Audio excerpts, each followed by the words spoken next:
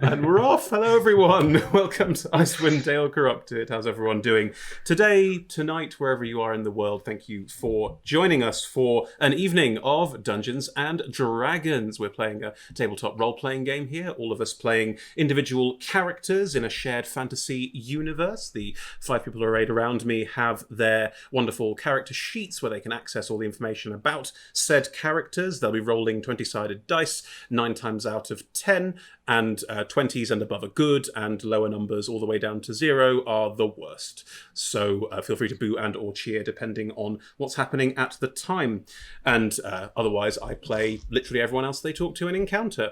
This time round, probably quite a lot of reghead nomads. Quite a few of them who, you know, you're in the right place to assist. So we'll hopefully see how that all starts going as we kick off. But before we dive in too deep, let's meet all our players properly. So, Rebecca, starting with you, can you please give your name, your pronouns, your character's name, their pronouns, and a bit about where they're at right now? Hi, I'm Rebecca. I use she, her pronouns, and I'm playing Ivy, who also uses she, her pronouns. Though we found out last week that her real name is Persephone, and she may be running from some super dodgy, murdery people. She is torn at the moment. She's worried about her sister having left her behind for the first time ever. But on the other hand, that means she can punch a lot of dinosaurs and lava monsters without having to babysit. So all in all, she's having quite a good time. Good. George? Hello, I'm George. I use he, him pronouns, and I'm playing Ashra Beckett, Ms. Beckett, Ash, probably Ash to most people here by this point, who uses she, her pronouns. As previously the necromancer in charge of this here encampment that we're not in at the moment, doing surprisingly well. Like, not used to this kind of field work, big squishy wizard who mostly sits behind a desk or doing research or this kind of thing, or organizing people aloofly from a distance without much people skills. But having kind of come to this extremist point, actually starting to build some rapport, I think, with the party members, and well, I hope so at this point. And is sort of finding a kind of peace in this strange place that we're in, trying to solve this really tricky problem. Lovely. Thank you. Emma? Hi, I'm Emma. I'm gender fluid, but using she, her pronouns today. My character Prosp'rus is also gender fluid and is using they, them pronouns today. Prosp'rus is a half-orc paladin of Shantae. Prosp'rus is having a quarter-life, midlife crisis where they realised that they'd done a bad thing in bringing everyone on this very dangerous trek across the glacier, which is also kind of a good thing, but maybe a bad thing, and is having second thoughts about that, but also got to kill a lot of T-Rexes and giants and is quite happy about all of that. So, yeah, just in conflict about everything at the moment. Right. Also killed a roper last time, so, you know, thrilled about that. Right. Good. Thank you, Emma. Red. Hi, I'm Red, he, him, playing Milk, also he, him. Milk is a mysterious spy for the Arcane Brotherhood under the auspicious direction of Miss Beckett, who sat in my head to my left. Milk is having a terrible time. He hates it out here, misses the city, doesn't like the bureaucracy, doesn't like any of it. It's cold as well, but he might be able to solve his lifelong crisis of being at the beck and whims of mysterious forces far larger than himself by removing the alien eggs that are nested in just one side of his face. Who knows? Who knows what will happen? He doesn't know, certainly. Lovely. Thank you, Milk. Thank you, Red. And Poe. Hi, my name is Poe. I use they, them pronouns, and I'm playing Viktor, a Tabaxi life cleric. He uses he, him pronouns. Viktor is an ex-army medic who has spent like the last 20 years not really communicating with his god and trying to stay away from conflict. And within the last few days has very firmly gotten back into conflict and has recently spoken to his god again. Last time I nearly got eaten by a roper, and it was a very scary experience. But he's actually doing better these days. Great. Good. Pleased to hear it. I'm glad the game has made someone feel positive. Good. Right. Let's have some AOB before we kick off. So the stream will run for 3 hours. and we'll have to finish exactly on time, so do stick around with us till the end. There'll be a break somewhere near the middle, roughly an hour and a half in, depending on what we do, because everything's improvised, so we have to work that one out as we go. We are sponsored by a couple of lovely sponsors, D&D Beyond, who are they create digital tools for using with Dungeons and Dragons. They created our character sheets for us, which you can see on the overlay next to Poe and Red. Those character sheets allow us to do a lot of stuff that would normally require lots of pens and lots of paper with the click of a mouse, which is very, very useful. As well as that, they have encounter builders. You can look at a rules compendium online of all the stuff that you can do as part of D&D. An incredibly useful tool. Thoroughly recommend you check them out at dndbeyond.link/adventurerswanted. We're also sponsored by UltraPro. UltraPro are all about the physical tabletop, so where everything with D&D Beyond is digital, with UltraPro there's lots of dice you can purchase, dice boxes, card wallets, character sheet wallets, everything you might need for your tabletop, including, oh my god, an owlbear dice bag. So fluffy. A fluffy, schnoofy owlbear dice bag that has nicked my haircut, and I'm just going to accept. You can get one of these today. Not this one. We have one that is, wrapped. You can get that one in the chat today just by joining in the chat, saying hi, saying hello. It doesn't matter what you say. If you're in the chat, you are entered with the chance to win this lovely thing. You need a UK address, though, so we'll be contacting you through Whispers afterwards to see if we can find a person for a lovely home for a love. Through Whispers, like Chinese Whispers. Whispers is how Twitch does. Whispers? Yes, Whispers is how Twitch does direct messaging communication, sorry. which has a slightly quirky name. But there you go.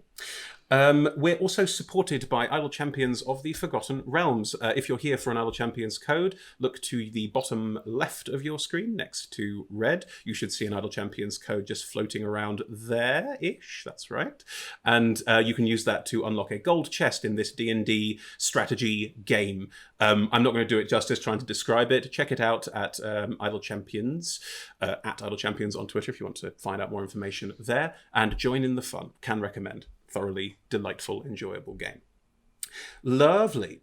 We use a bunch of safety tools as part of how we play together here today. You'll see us referring to things with lines and veils about things we'd like to avoid or not cross that area. We also all use pause cards.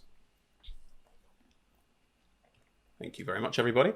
If you see a pause card flashed up, that's giving us a chance to check in with each other about content where we want to either check in with another player or we would like the game to pause so people can check in with us.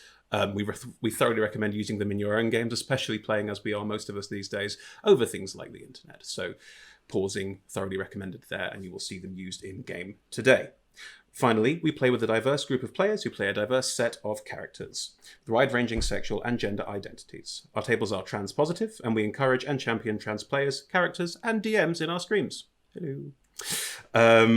We have a policy about misgendering. We acknowledge it does sometimes happen, and if it happens in-game, we will have a correction policy going forward if something does happen. If we miss anything, please do let us know. It's always important that we check in with each other, especially if our fans check in with us about things where we could improve.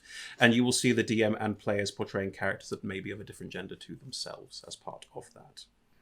Lovely. I think that's basically it. Let's kick off. Join us back in about 30 seconds after the intros for episode 9 of Icewind Dale Corrupted.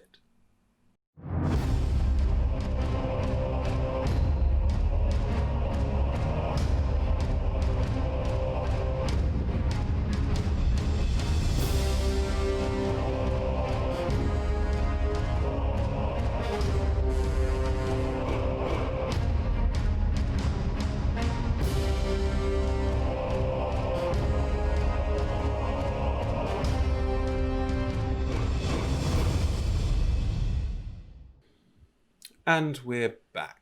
So, what's happening in Icewind Dale Corrupted? Well, to date, trying to encapsulate the last 8 episodes into one short intro narrative. The players, erstwhile members of Camp Howl, an encampment set up, organised, sponsored, run by the Arcane Brotherhood, of which some of the players are members, in the Reghead Glacier, far, far to the north of the Sword Coast, and far, far to the northeast of the Icewind Dale itself, miles away from civilization. The encampment found itself finding what it was looking for under the Reghead Glacier, the shards of a lost Netherese city. but in doing so also may have unleashed something they didn't intend to, a strange psychic black ooze that seems to want to communicate with people and drag more people beneath the ice for reasons unknown. The party started to realize something was amiss, and in doing so, one of their NPC allies, would have a nicer term for that, but yeah, one of their NPC allies described that this was something that their culture, the Reghead nomads who live on the glacier, are aware of and partake in when times get tough. And times are currently tough. The Reghead Glacier, the Icewind Dale, most of the north of Faerun, has been washed in an eternal night for, by this point, a couple of weeks, and in doing so has disrupted the fragile ecosystem of the plain, as well as disrupted everyone's daily lives. And it appears that that has some connection with this strange psychic ooze as well, which the players are starting to uncover. And hopefully today we'll be able to come to some kind of resolution. The party set out from their camp, travelling across the glacier to find these Reghead nomads and ask them some questions about this ooze. And in doing so have been directed to their safe space, which is known as Koliar, a series of hot springs and volcanic earth underneath the glacier, where a strange jungle beneath the ice sits in a perfect balance between the cold above and the heat below. Finding their way through Koliar, fighting some dinosaurs along the way, they managed to find the priest of this tribe, and in doing so managed to free them from being trapped inside a lava nodule, a lava waterfall at the base of this glacier, by a strange monster which they managed to defeat.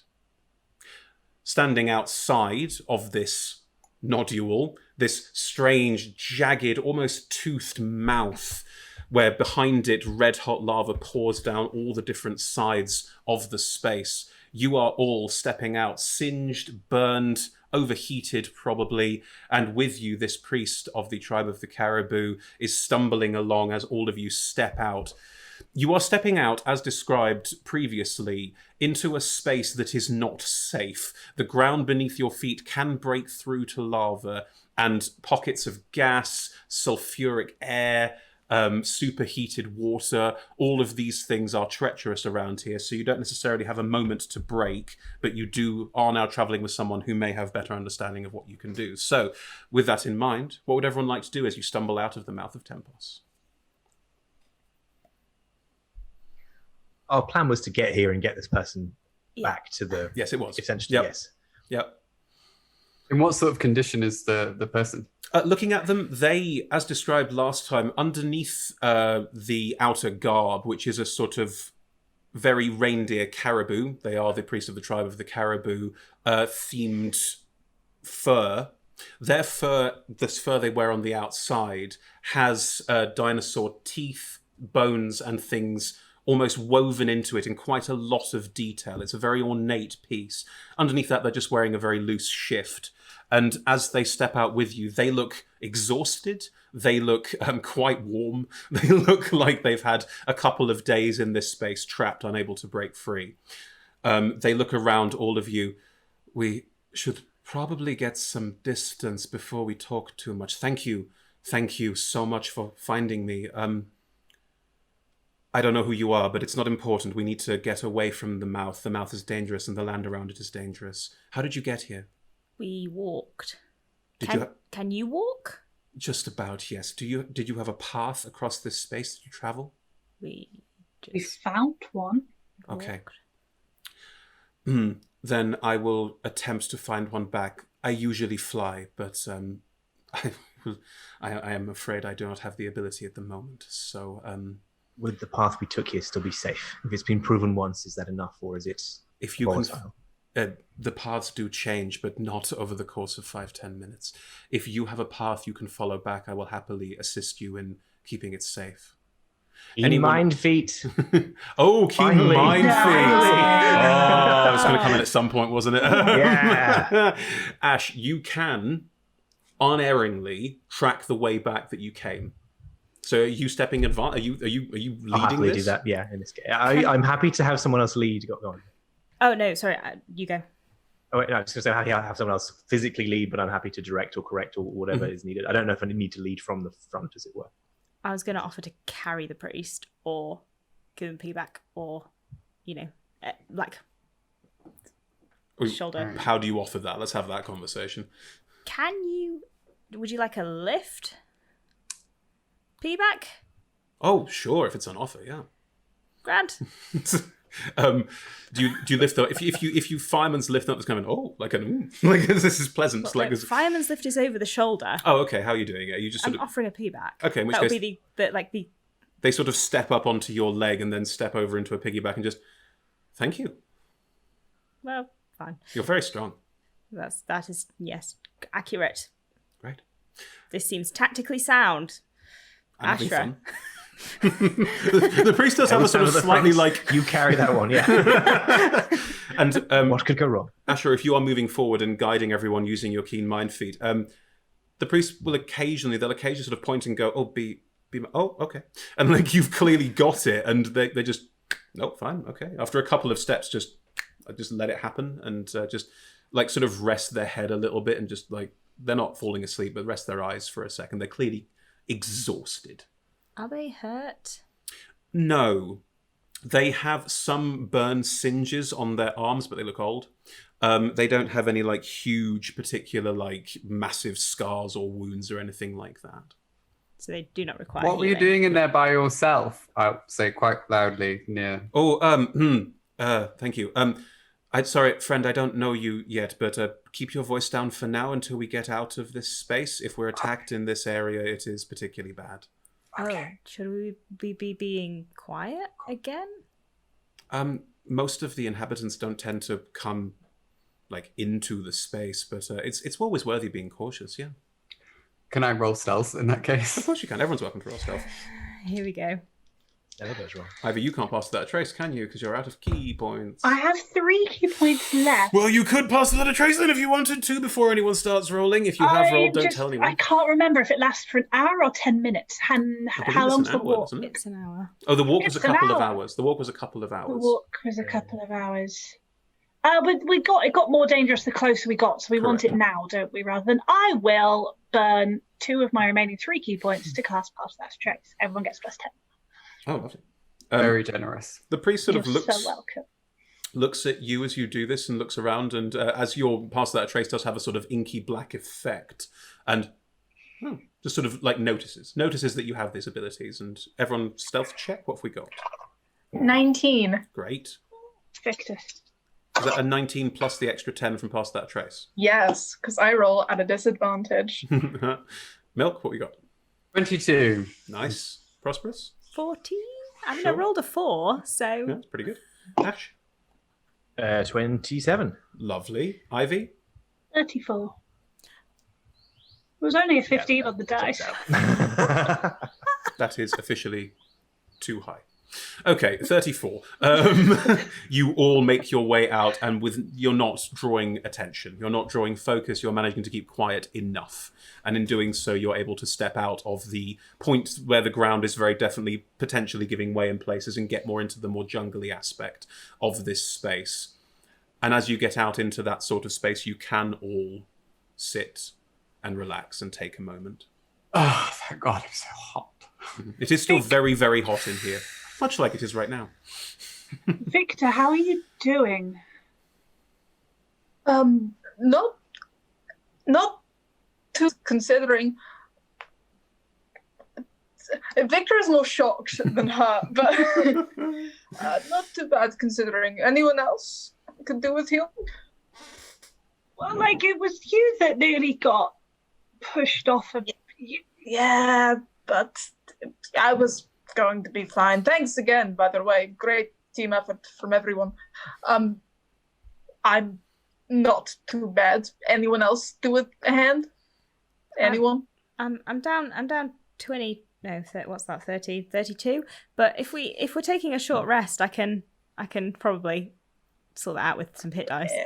Your new priest friend will just sort of slump to the ground if you're all sitting and just go, I don't think how I'm feeling is going to be helped by a short break, but I'm very happy to go on if necessary to make sure this is dealt with. I feel we should get them back to the Good idea. safety and then all have a rest. I'm happy to carry on.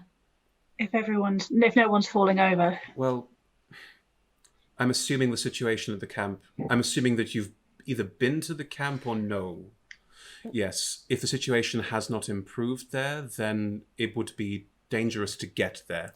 We might be safer here. We're not going to your camp. We're going to sorry, what was the name of the person who met us? Yolus. Yalis has a separate little tent place. I see.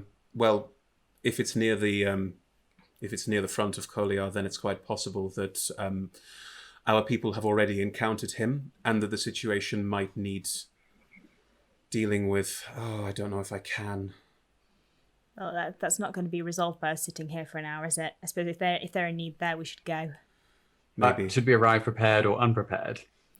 Well, I feel if we arrive and there's a mess and we are needing a rest at that point, is that not worse overall? I'm sorry to interrupt. I'm at a disadvantage here. I'm Marilyn. What are your names? Oh, sorry. It's all right. A lot going on. Prosp'rus. Hello. Thank you for the lift. That's right. Ashra Beckett. Hello, Ashra Beckett. Ivy. Ivy. Hello. Milk. Milk. Hi. Viktor. Hi, Viktor. Okay. What do you know? How much do you know about what is going on here? I feel like I'm speaking in riddles unless you are very, very aware of the situation. People are eating really dangerous black ooze. It's turning them creepy and weird, and we came here because you might know about that. You are very well informed. Okay. Yes, I do. Yes, I was praying for guidance when I got trapped in there by that thing. Normally, I would have been able to defend myself, but it has taken all of my energy to be able to keep things at bay. For now. When you say things. Oh, in the camp, trying to keep. You say the black ooze, what you call the black ooze, the blood of the devourer. You are aware of it. You are aware of what it does and how it functions. Intimately. It makes people feel very full, something talks in their heads and makes them want to eat more of it. When you say intimately, looking at Viktor, yourself? Yes. I understand. Yes, I. And you're able to resist the effects? It was persuasive. It was very deceptive, but I'm better off than most. I understand. There sometime, but... Yes. So... It is something that we have known about for some time and we use in times of crisis. Maybe you are aware of this already, but I'm sorry. I'm sorry. It is something we use in times of crisis for food. And the effects, this strange effect of it, we are aware of. We associate with this god we believe buried beneath the ice. But yes, I don't know what it is. I don't know what it does, but I do know that sunlight cures that side of it, cures the effect of it. Obviously, with the current predicament, that is what is causing some of these issues, I believe. And, well, I was praying to Tempos for guidance. I do not have the ability to create sunlight or maybe some way of ceasing this endless night, but you are clearly capable. Maybe you do. Does anyone here have the ability to do this? I do. Not for long, and not that often, but I can. Sorry, Tempos is not known for being kind or magnanimous, so I am relieved. Very relieved. Yeah. Okay. Has it ever got out of hand in the past? No, because the effect never lasts more than, there are times where the night is very long, and during those times we're very cautious with the usage of it, and we assumed that was the case here. But after a number of days, it became clear this was it's the wrong time of year for one, but it's clearly a permanent problem. Unless this eternal night can be solved, but I don't even know where to begin with that. But if you have the ability to create sunlight in any way, that clears the effect. The Devourer cannot stand sunlight. The Devourer, whatever the Devourer is, and I don't know, it cannot exist in sunlight. So if you have the ability to do that, then you can save my entire tribe. So we should go back and do that. Do you... Hey, no pressure. No, I'm sorry. That is a lot to put on one person, of course. My apologies. How many can you affect? How does it function? Out of character, it says. As a radius? I think any in a 60-foot radius. Okay. In character. How long does it last for? Get together.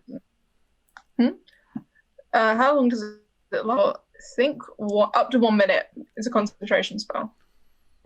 Okay. The people here who have partaken, not here, people in the camp, are more far gone than I have ever seen them.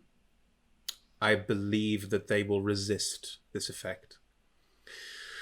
So we may need to find a way to trick them, make them all believe that this is the right place to be, and then do this, make it happen. We can be quite persuasive. Good. Okay, that will make a big difference, I think. Okay. I'm sorry. I have spent days trapped in there, and I have spent about a week not knowing what to do. So this is very welcome news indeed. You are very, very, very welcome here. Do you have supplies of food? Sorry, other than the blood of the devourer, any food? Well, like we can significant quantities of. We can kill and eat the creatures that live here, but they are, as I'm sure you've encountered traveling through it, not the easiest to take down. I can communicate with them, and that is useful in an ability to get them to become part of our diet. That is achievable. There is also the plants that grow here are edible as well. It is possible to survive on what is in here. I didn't want to risk when they first arrived, when they were desperate. They were all starving when they arrived, because food out on the glacier, I understand, is very hard to come by at the moment. It seemed, I hoped it would not last long, and I think that was my error, hoping it would all be fine. I do have something of a sunny temperament. Well, Right, Ivy, I spoke over you there. No, this is, interesting, and I'm glad we can help. But you did mention something about possibly your very not themselves people attacking Yolis and our friends as we speak. No, I do not believe they will attack them. My experience with it is limited. In all honesty, I have partaken of it before, but I have always made sure to clear my mind sooner rather than later. The Devourer, and we call it the blood of the Devourer. I call it the blood of the Devourer, as have the priests before me. It is something we are aware of. It is not violent or malicious. It appears to want people to join it. There is a sense of wanting it to connect, to grow together. There is quite a strong sense, those of you, points of Viktor, you obviously have sensed this somewhat, a sense of homecoming almost, of community. And that is something that I don't think will drive to violence. If anything, it will drive them to try and make more people partake. Okay, that's less concerning. Yeah, I can't imagine that there will be any kind of armed conflict from this. It doesn't appear to have any interest in that. Maybe if it was pushed into a corner, but since we don't know what it is, and I have never ventured deep enough to find out, and I frankly don't want to know, maybe the best solution here is the ability to cast sunlight and to make it go away is going to be the biggest thing we can do here. Could I insight check that? Of course. Specifically, the couple of things. Most I think they seem mostly on the level, but do they know more about the Devourer than they're letting on, and have they been deeper? Sure, of course. Please roll an insight check. I don't know why I'm making my question specific, because yeah, no, there we go. Yeah, there it is. 9. Oh. Ash, you are aware from previous experience that the because you ate the blood of the devourer, on some level you are prone to what's this, poking, prodding. You do stay within Prosp'rus' aura as much as you can, and you have a moment of, hang on, am I in Prosp'rus' aura? Oh, I am. Oh, I'm second-guessing myself. Oh, I'm always second-guessing myself. You pat the note in your pocket gently, and yeah. You can resist the urge to not trust this person just about. Nine's fine. It's just you don't know. Yeah, no, completely fair. Well, in which case we should probably head back. Okay. I will try and make pace with all of you. I have, if any of the creatures down here turn up, I have kept spell slots in order to make them go away if we need them to. I can communicate with them if necessary. So, and they trust me, so this is doable. If not, we're really good at hitting them, but chatting sounds better. I have no doubt of that, and they can be quite vicious, so I understand. Right. Again, thank you all so much for coming to rescue me without even knowing. I'll be honest, you're kind of our best hope, and sounds like we were right. And now we're going to go and carry on with the plan to whatever our plan is, which I'm definitely on top of. Yeah. Well, if we can save the tribe for now, that is my prime concern. And once that is done, I think, yes, what happens next is a big discussion point. So, yes. Kenna came with us, brought us here. Oh.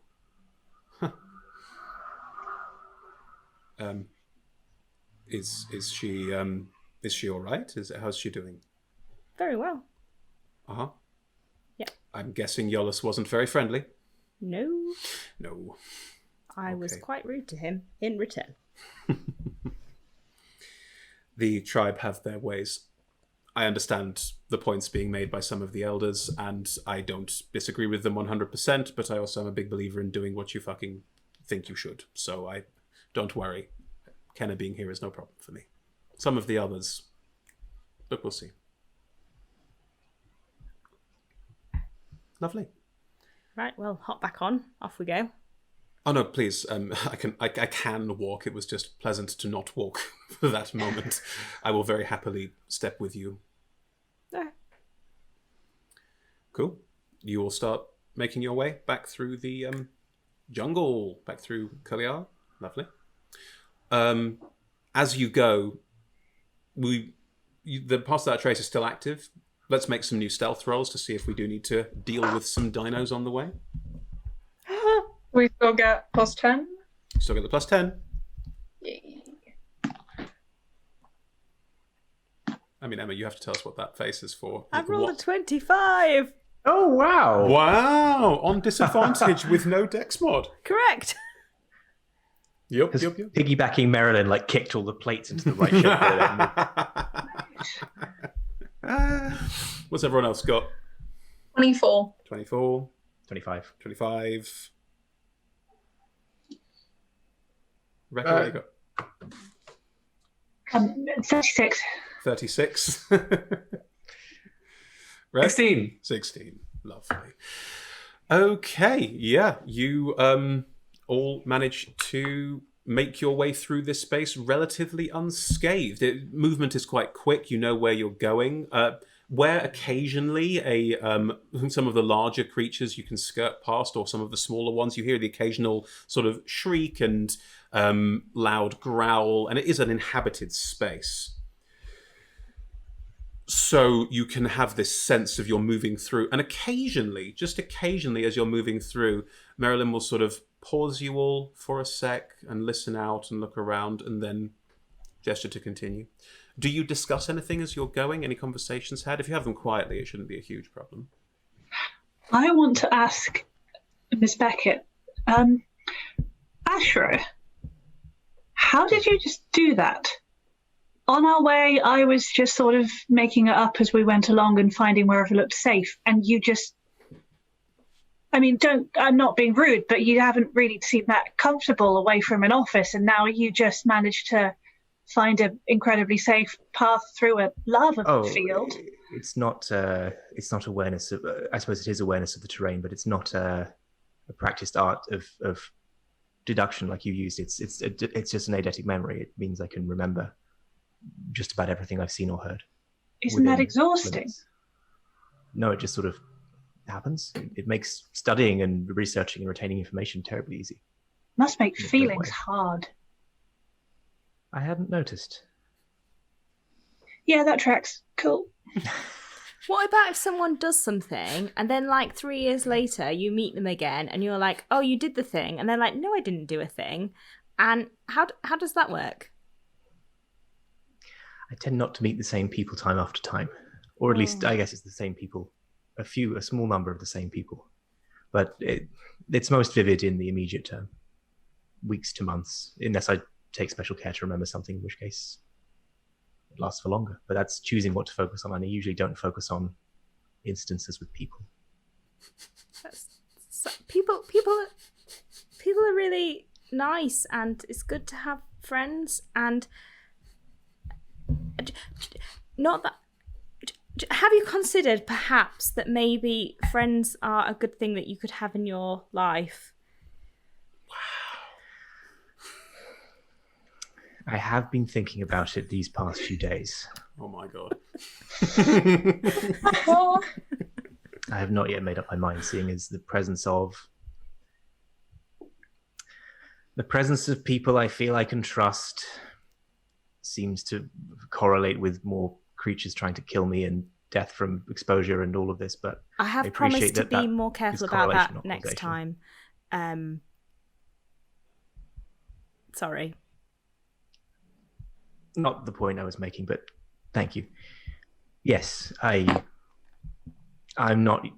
My working life is not one where friends are an asset, and if anything, they tend to be a hindrance because they are attack surfaces, vectors for people to exploit. But maybe you should get more powerful friends.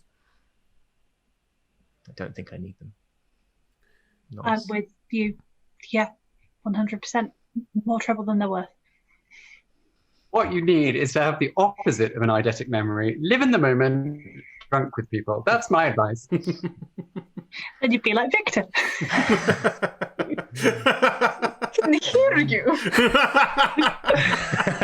I wouldn't say it behind your back. That would be rude. That was to your face. But if you just go through You're life speaking to someone who actually a friend to the camp. Like, I'm not the loneliest person here. Exactly. You're the one who successfully managed to have friends of all of us. If you just go through life alone, what do you do when things go wrong and you need to turn to people? Like, who do you turn to if you don't have friends? When things start going wrong, who do you call? Because at the moment, for all of you, it's me. I did not call you. You intruded yourself into this situation. You've been very useful and like you're great, but like. Yeah. In fairness, you haven't seen us operate without your presence, Prosp'rus. You know, all I'm saying, we might be more successful without, you rushing to the front and killing everything every 5 minutes. We just don't get a chance to really sort of stretch our legs. I'm happy to try it, but all I'm saying is, in the future, if something goes wrong, you can all call me. Like, that's kind of you.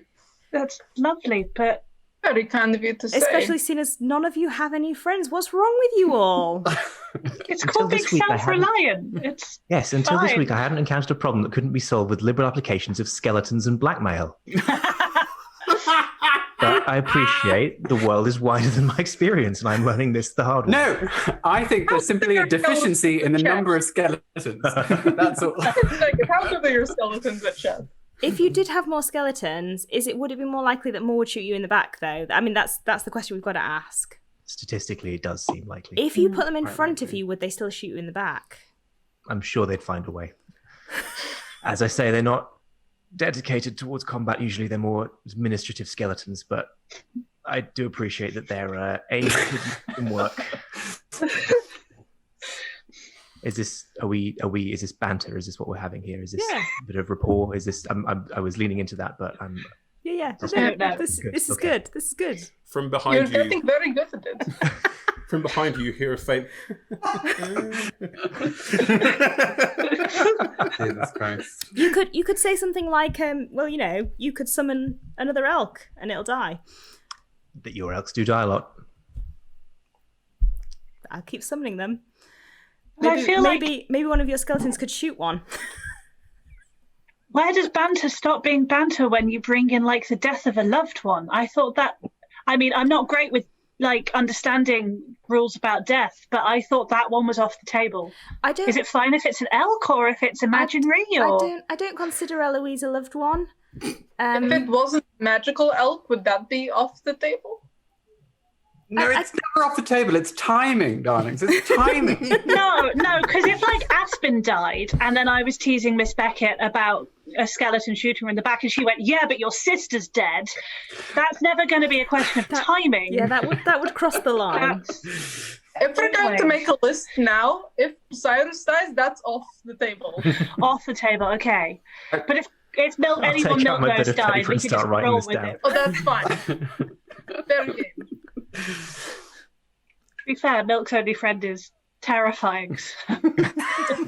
Very, very friend who I believe has already died once. No? Oh, I was thinking of the octopus. Oh, no, I was Yeah, thinking of yeah. the living person. But No, yeah. Callback. He's That a great makes more friend. sense than You see, my with friend. someone like Callback, you absolutely know where you're standing at all times, which is Yeah. with them in your line of sight. Otherwise, yeah. you're dead. cowering in the Behind corner. him.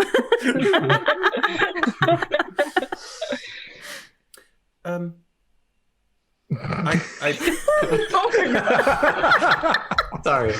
no, it's fine. If it helps, Ashra Beckett, I quite firmly believe that without people to pick you up, you fall down more often. In my experience recently, that is literally true. I mean, there is a literalness to it, but it's also a metaphor. On one occasion, it was a frost giant, though, so Oh. sometimes you get bitten. Wow. I meant more Yes. in terms of I can't do everything. I'm put in a position where I'm expected to do everything, and that's fine. That is how the tribe operates, and it's, the way it functions. But go on. There's a difference between leadership, that delegation, and finding the right people for the job, and No. peership. No, there isn't. No, that's a misconception brought on by the idea that if you're in charge, it means that you have to do it right all the time, which you don't. I think I disagree with you. What happens when you have to send someone to their likely death and you know them and their friends and their family? Or when you have to make a choice between two people and two difficult outcomes? A degree of healthy distance is important in difficult situations like these. That's why we maintain it. I am more comfortable empathizing with both of the people in that scenario. And still you have to rest with the decision that you might have to take. And it's easier Being to do alone. when the other side is happy for it to happen. Being alone is more efficient. You don't need empathy. Why do you think I left the army? If you lack empathy and you kill things, at some point you just become a murderer. Hi, have we met? So far, you haven't looked like a murderer, but do I need to look closer? I mean, have you seen the bit where the black ink dissolves the things around me? No, I'm obviously not a murderer. Everything's fine. I mean, your Gonna ability. roll an insight check on that. I'm going to deliberately fail that. That's a natural 20. Wow. Great. Ivy would not have, she wouldn't have deliberately failed, but I am calling that she would not have done that well. So I'm not even going to roll. She did that badly. Look, I don't know any of you, but I think defining someone by the abilities that they have, which may or may not be their choice, is a poor way to lead one's life as well. I mean, I don't know any of you, but I met you all roughly an hour ago, and I can say now to all of you that I would be sad if any of you were not here. You seem like a delightful group of people. Isn't that exhausting? No. If you only just come across strangers who've passed your life for a day, and you suddenly care if they live or die, No. then Gives me that strength. just takes surplus energy that you could be using to focus. It's inefficient. The world would be easy. just a little bit nicer if other people did. Correct. But the world's not nice. So. It's harder to mistrust it's not. everybody and have to think about it all the time. And jeez, if you trust everybody, you don't have to worry about it. I don't worry. I mistrust everybody, and becomes it's second easy. nature. Yeah, Miss Beckett, I feel understands. The world is not nice, and I have learned that you can't make it better on your own, but maybe it's worth doing a few little nice things every now and then. Plant I the don't think Miss seeds. Beckett isn't nice. That feels unduly harsh. I mean, Ivy, I feel like I'm learning a lot of No, not but, It's nice to care. I mean, I've met a lot of people who don't care, and sometimes it can be exhausting. You aren't exhausting. None of you are exhausting, but in the grand scheme of things. Victor, I approve of this hearty combination of some cynicism and skepticism with some joie de vivre. It's very pleasant. that's why Victor has all the Happy friends. Anyway. Oh, look, we're arriving.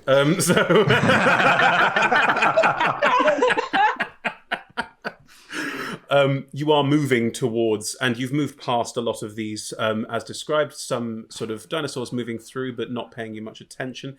George, I realised early on you didn't roll for your skeletons. I thought I'd left them. I was trying to remember this before, but I thought I'd left them behind at camp. But No, they I came with genuinely you can't to remember. the mouth of Tempos.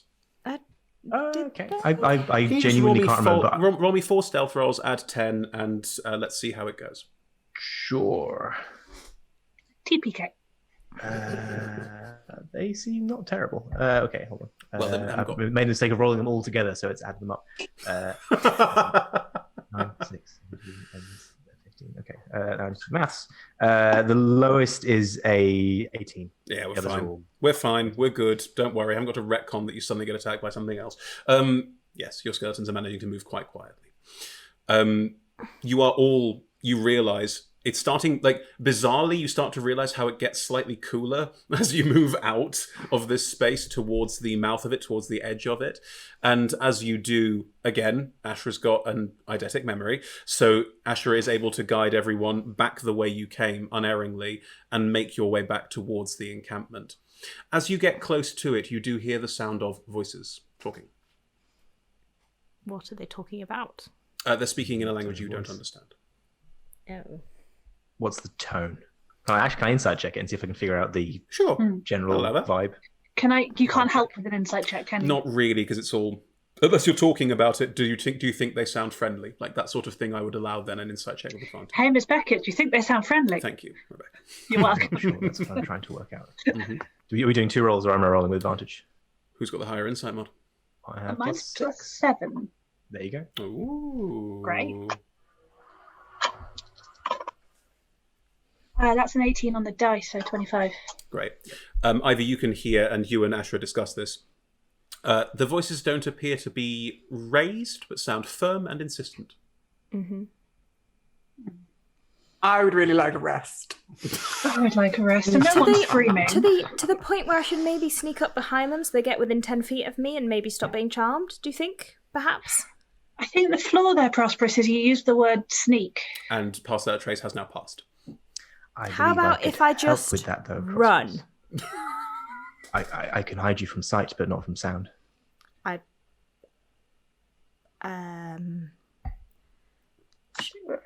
Sure. Then I will just be an invisible de-charming effect running around. That sounds really fun. I reach out and touch them on the shoulder and cast invisibility. Okay. Prosp'rus, you're invisible. I'm gonna sneak up behind. Into the camp. You're going to sneak into the camp by yourself while everyone else waits here. Yeah. Would you mind, Prosp'rus, if I popped along with you just in case things get nasty so you're not all by yourself? No, as In the long as middle you're of a not bunch of other people. visible. I'm never visible. It's fine. Poe, what was Victor saying? You were saying something? Did you say, or were you just saying goodbye? I didn't know. Sorry. Oh yeah, no, that was just me being, have fun sneaking into camp while we wait. Okay, so Victor, Milk, and Ashra and Marilyn will wait. And Marilyn, Ashra, Marilyn, looking at the two of you. I feel like I would be a hindrance in being cautious, but I can speak them. They're speaking in my language, so... What are they saying?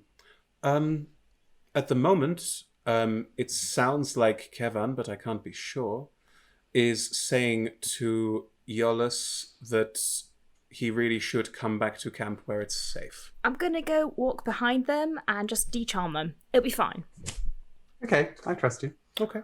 We can Scream if something awful happens. Then once I'm in place, you can walk up behind us and they'll be in their right minds and it'll all be so much easier. I'll be able to overhear the conversation and possibly find a good moment to enter, so that's...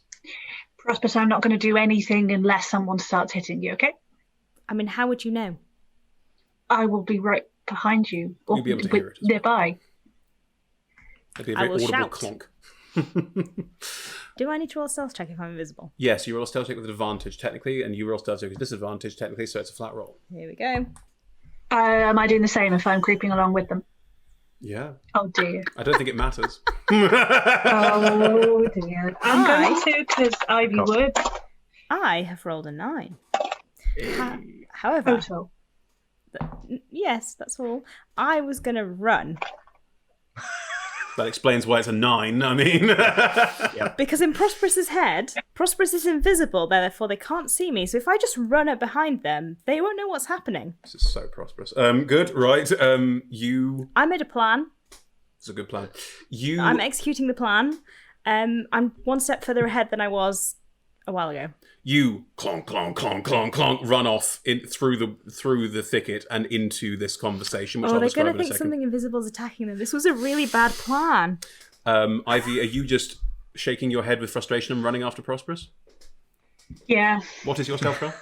Only 15. Really bad. Wow. I think probably 6 some... on the dice shit. with advantage. Yeah. So you're running after Prosp'rus, desperately trying to catch up with them.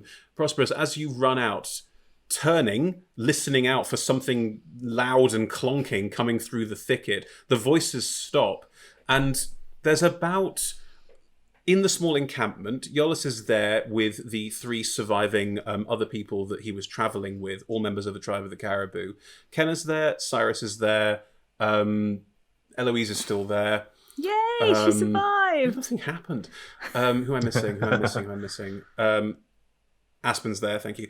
And all of them, there are roughly 5 other redhead nomads that you don't recognise, all pulling out weapons and looking in your direction. Aspen and Cyrus are also looking like reaching for weapons, doing a protect, like trying to what the hell is going on. Although Cyrus does sort of raise a hand and go, hang on a minute, sounds like our mates are coming back.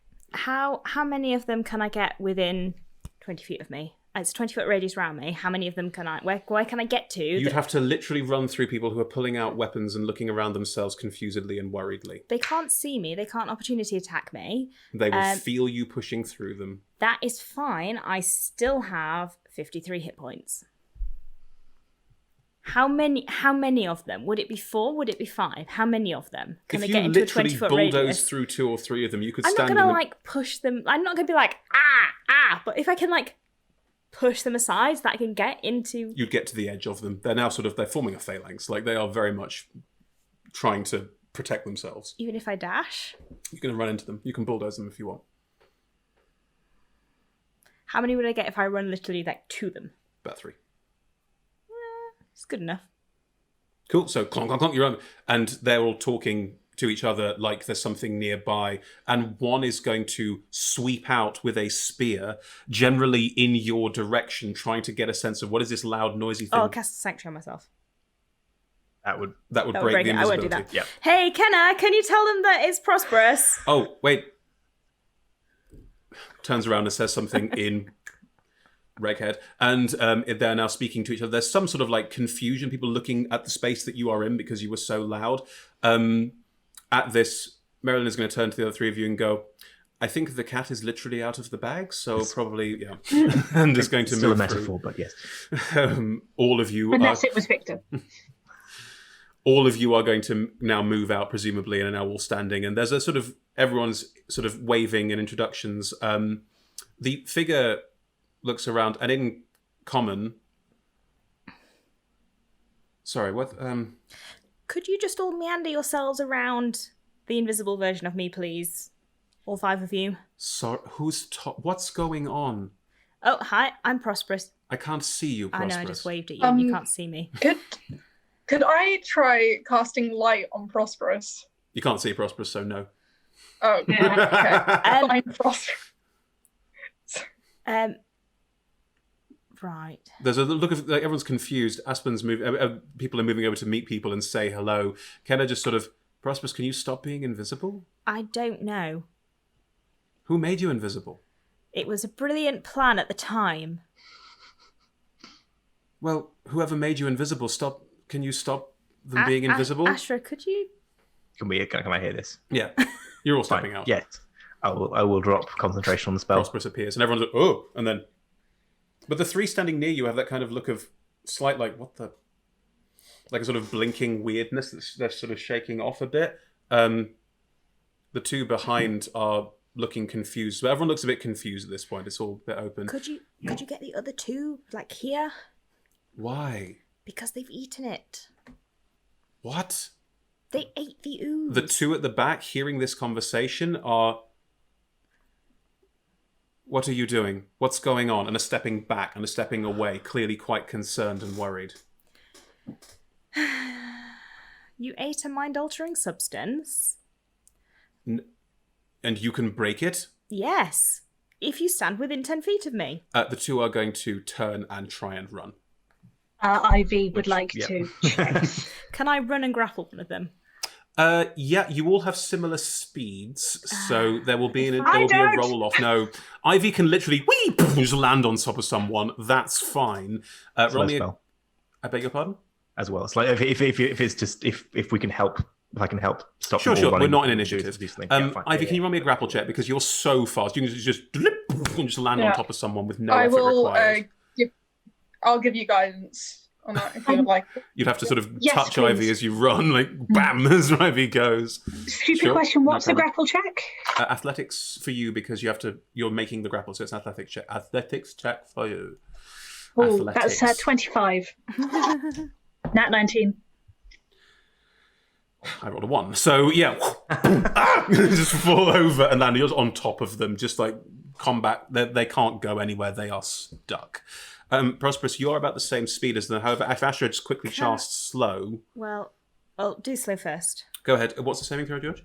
Just wisdom save. Wisdom save. That's a 7. And you can very easily run up and just like grab hold of them. You haven't got to do quite like the combat dive that Ivy did. It's a natural 20 for 28. How would you like to grab this person? I'd like to pick them up and tug them back to the other 3 to get them in the aura. Okay. I think with this move and with grabbing everyone, you've managed to get everyone in the aura, and there is sort of a general shaking of the head, unsurety about what's going on. Ivy, the one you're on top of, goes, I don't know why I was trying to run away, so could you... Ow. Are you going to run away if I get off you? No. Promise? I don't want to. Okay. I did want to, and now I don't, now that your big friend is close. Yeah, they do that. I will get off. Sorry. Hi. I hope I didn't hurt and dust them off a bit. Ow. Everyone is now standing in range and everyone is able to converse. Marilyn's going to turn to Kevin and go, Tempos has sent them. They can fix this. And Kevin's sort of shaking his head, looking a bit like... Blood of the Devourer. It's not the first time. Why is it doing this? Why is it not going away? I believe it's there's no sun. The whole village, the whole camp, everyone. I know. How are you going to fix this? We can't have this. I'm sorry, I don't know your name. Prosp'rus. We can't have Prosp'rus. I do not want to stand next to all of you forever. No, thank you. Exactly, quite. I may be able to help.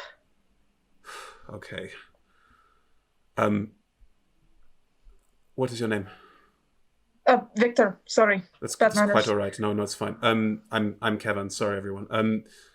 Viktor, I don't know how you're going to be able to do this.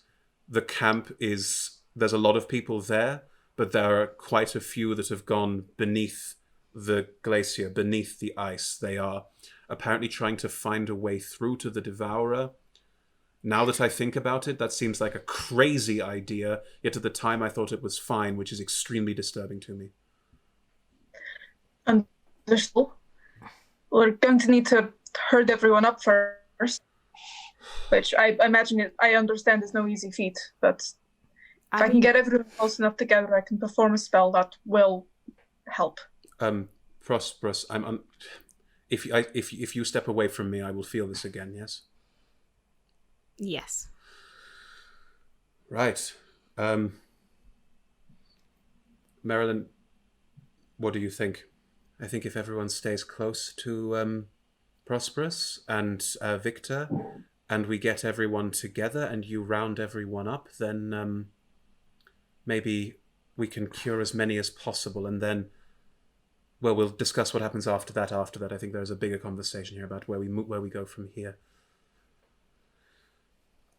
Turns back to Yolis. I'm sorry, I didn't know. Yolis goes, this is literal, and just turns away and walks off with a kind of a grumpy.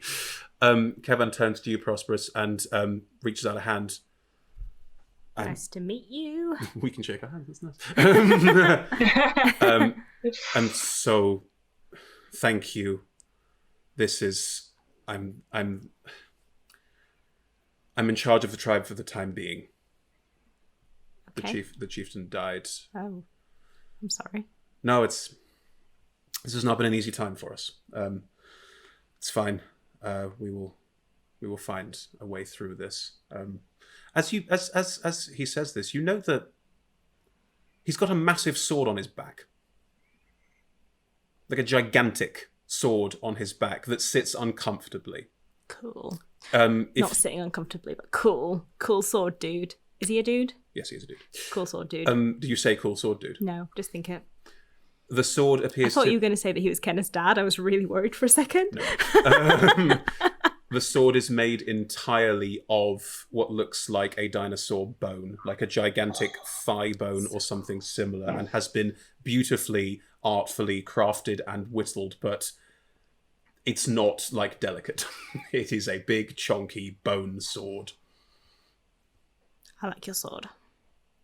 It's not mine. I simply carry it for the time being. Oh, I've got one of those too. I point at my scythe. Huh. And there's a general, like a mind-to-mind, like, I get you. There's a very definite, like, cool. Ken is going to come over to you, Prosp'rus. Hi. Hey. Like a side hug. There's a lot of people in this 10-foot radius. And Ken is looking around with a kind of, this is a bit awkward.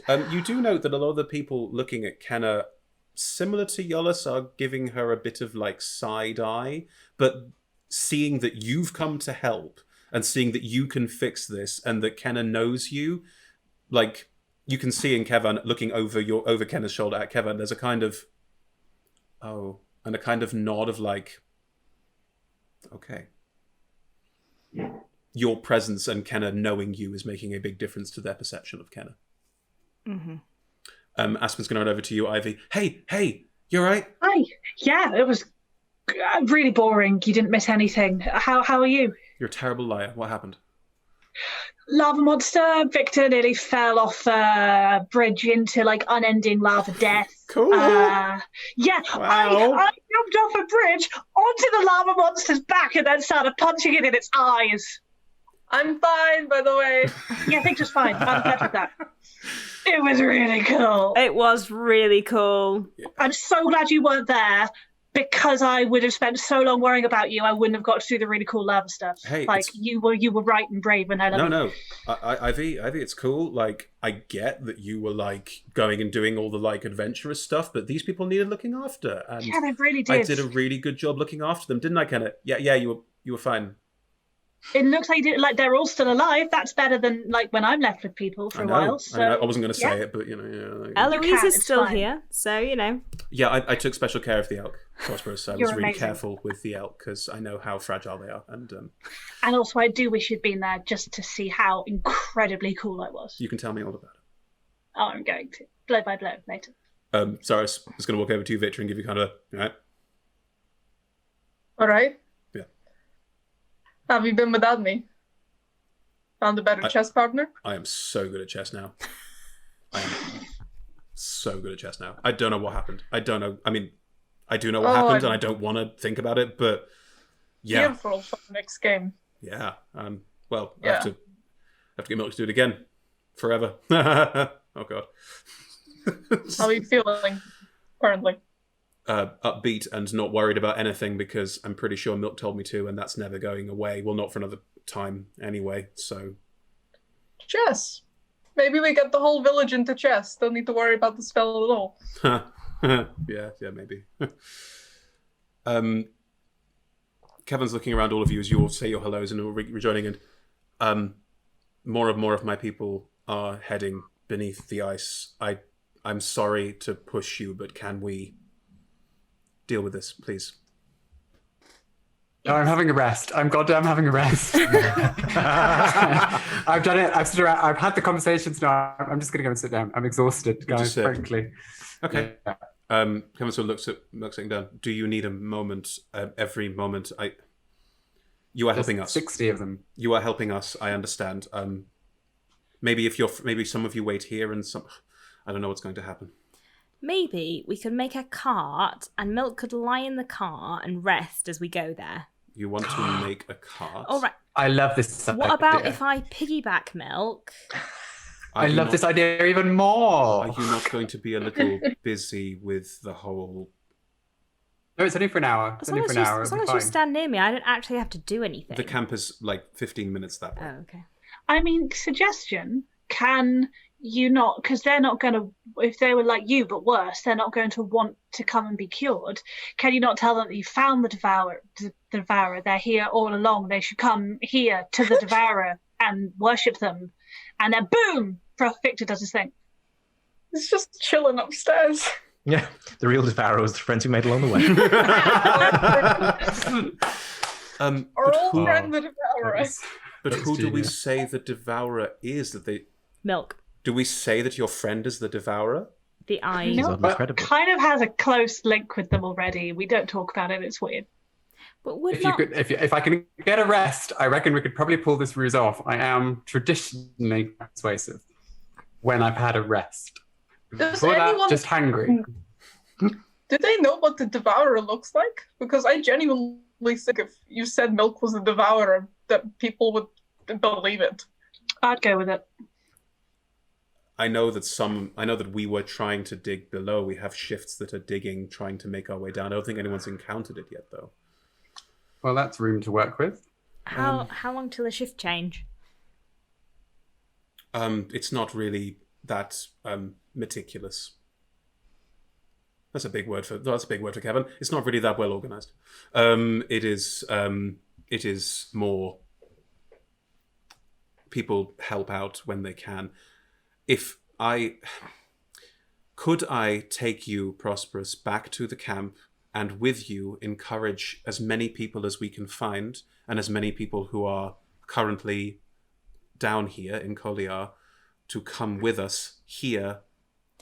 Well, and speak to your friend, who presumably will pretend to be the devourer while your other friend casts the spell to cure everybody. The problem is that you saw what happened with the other two. I think when the devourer realizes what happens, it makes them want to run away. And if you're in the presence of that, then people will notice if they get closer to you and me. Correct.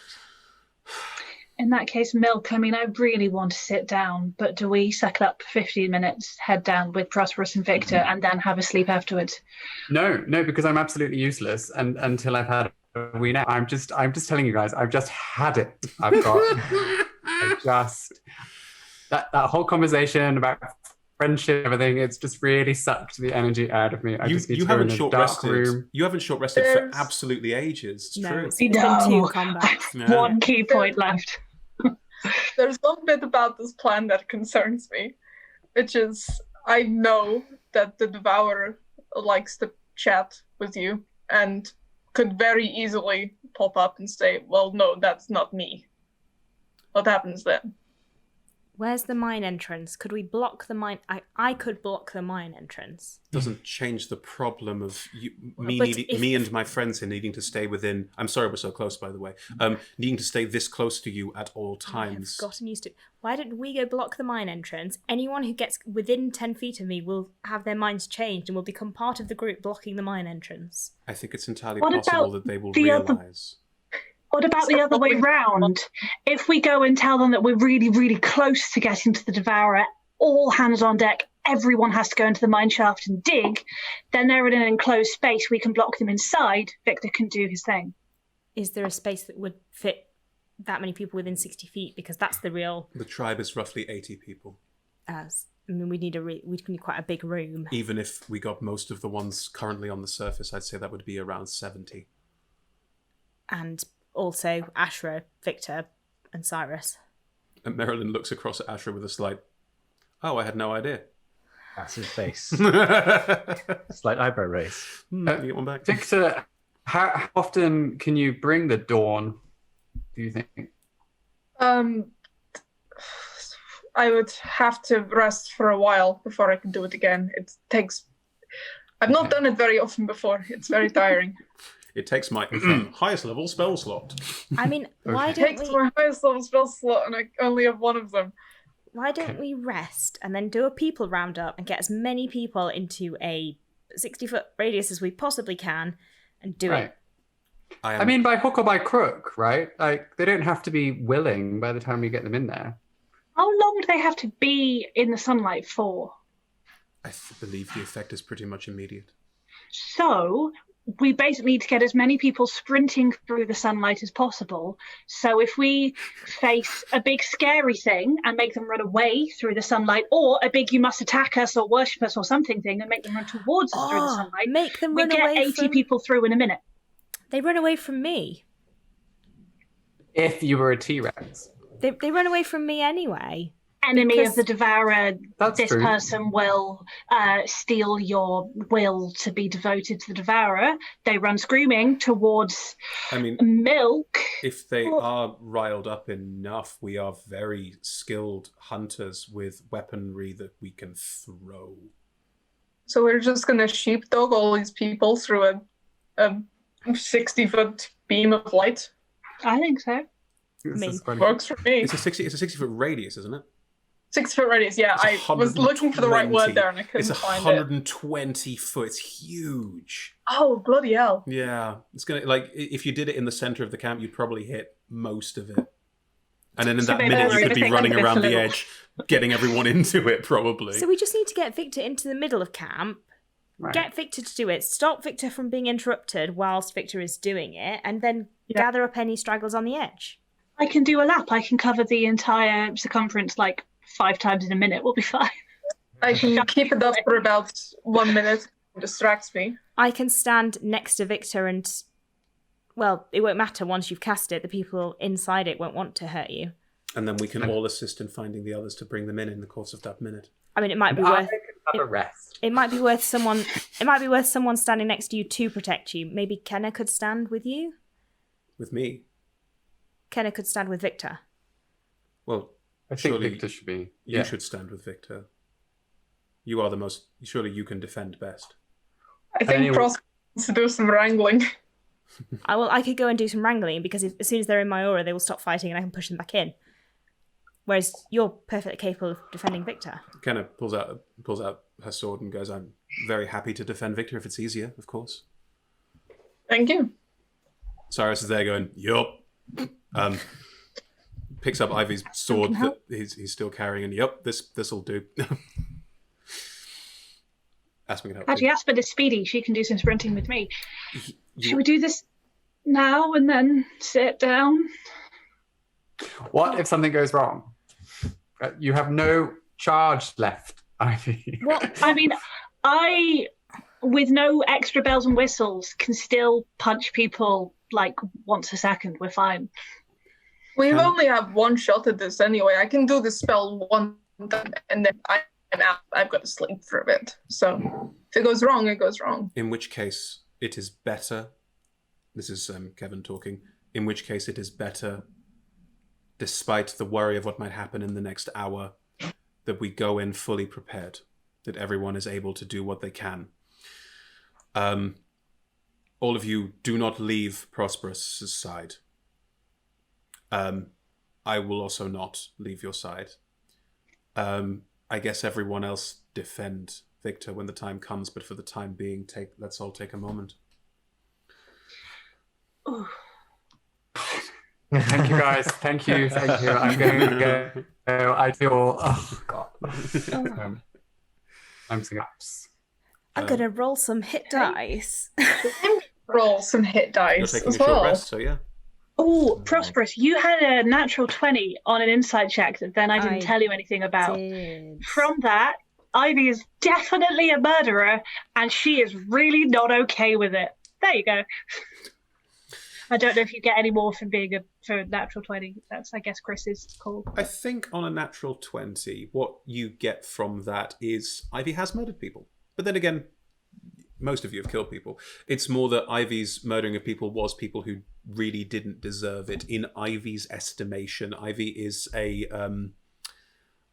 killer who regrets. Mm-hmm. And that's the important distinction there. Okay. As you're all short resting, is anyone doing anything in particular in this time? You are sort of a large group of people quite sort of crowded together and like... I'm going to resummon Melino. Okay. That takes the full okay. hour, doesn't it? Does that mean I can't get any hit points back? No, you can, I mean, technically casting a spell takes the time that it takes, so you wouldn't get your hit points back. Yeah, so... Well, then I got a lot of clerical work to do before I can set off. That's fine. A lot of administration in the life of a warlock. How many... Wait, are you summoning Melino, eh? No, if I have to make a choice, I will leave or just recoup some spell slots. How many hit points are you down? Would you not get the short rest? Is that what we're saying? Milk would get the short rest if he doesn't cast for an hour. Casting for an hour means you can't rest during that because you're casting. Okay. Is Kenna... Then I'll take the rest because I need the spell slots anyway. Right. So is Kenna sat with me? Yeah, as are a lot of other Reghead nomads, all sat very close to you. Like, we're talking literally shoulder to shoulder because they don't fully understand the range of this aura. They're not going to test it. And Kevin gave an order, and Kevin is nominally at this point in charge. Marilyn is sort of standing off to one side watching all of this, and there's a faint smile. There's like a faint, like, this is all good. I just nudge her, like, gently. She's way too far away from you to be nudged. Why? Why is she so far away? She's just sat next watching. to me. She's just watching. She's watching all of this. She finds it faintly amusing. Can I poke her? Oh, sorry. They find it faintly amusing. I meant Kenna. Oh, Kenna's right next to you. Yeah, Kenna's right next to you. I'm not interested in Marilyn. Yeah. You okay? Yeah. Again, everyone's real close. Fine.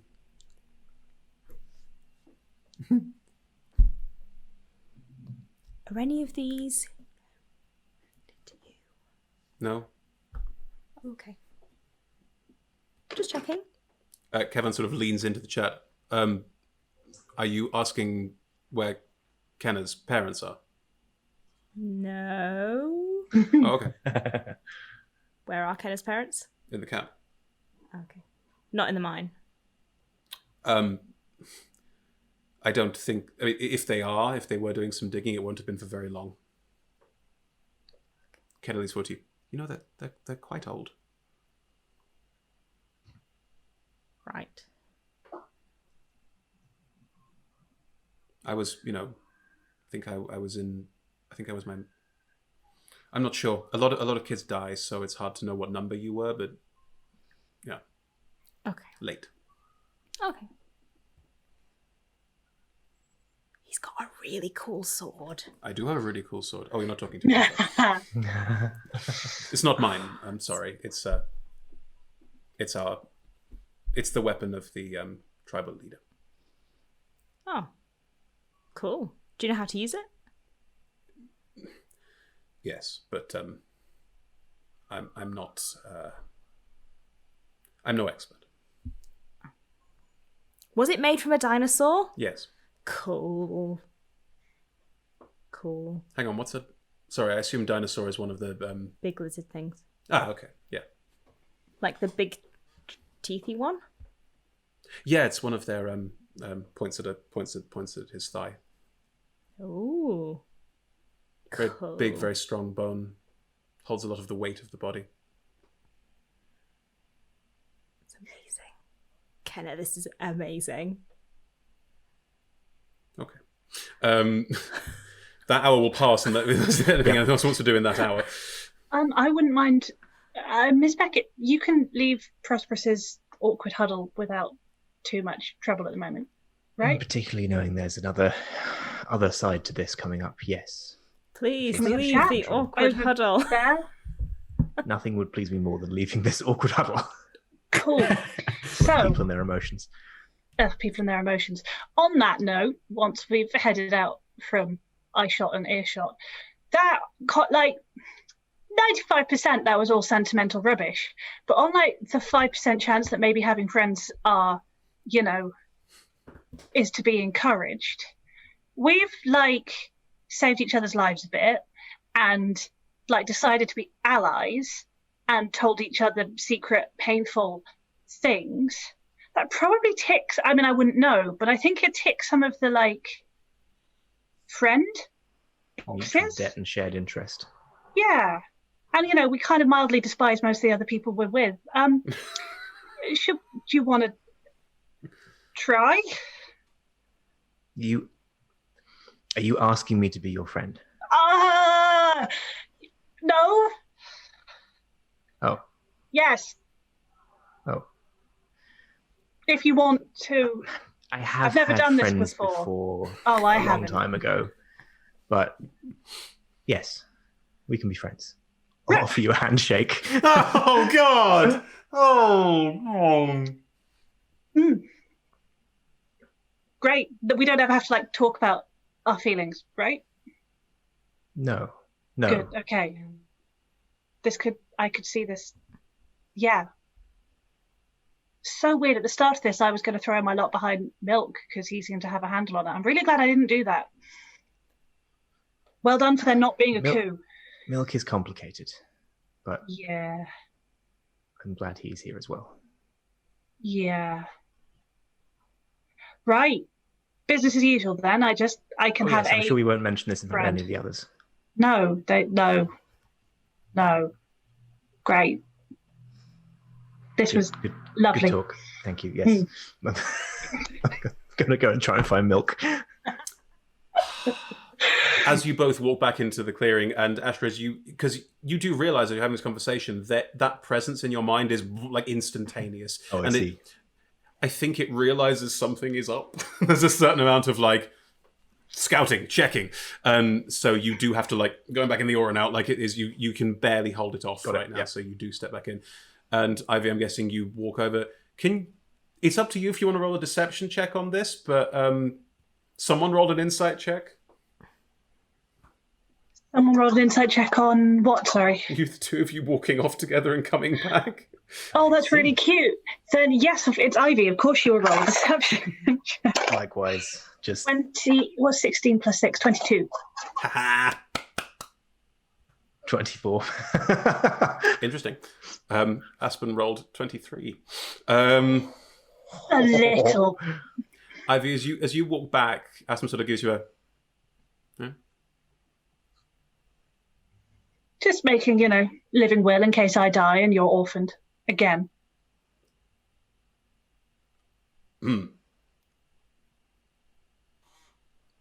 Okay. How many times did Cyrus beat you at chess? How embarrassing was it? Where'd you hear about that?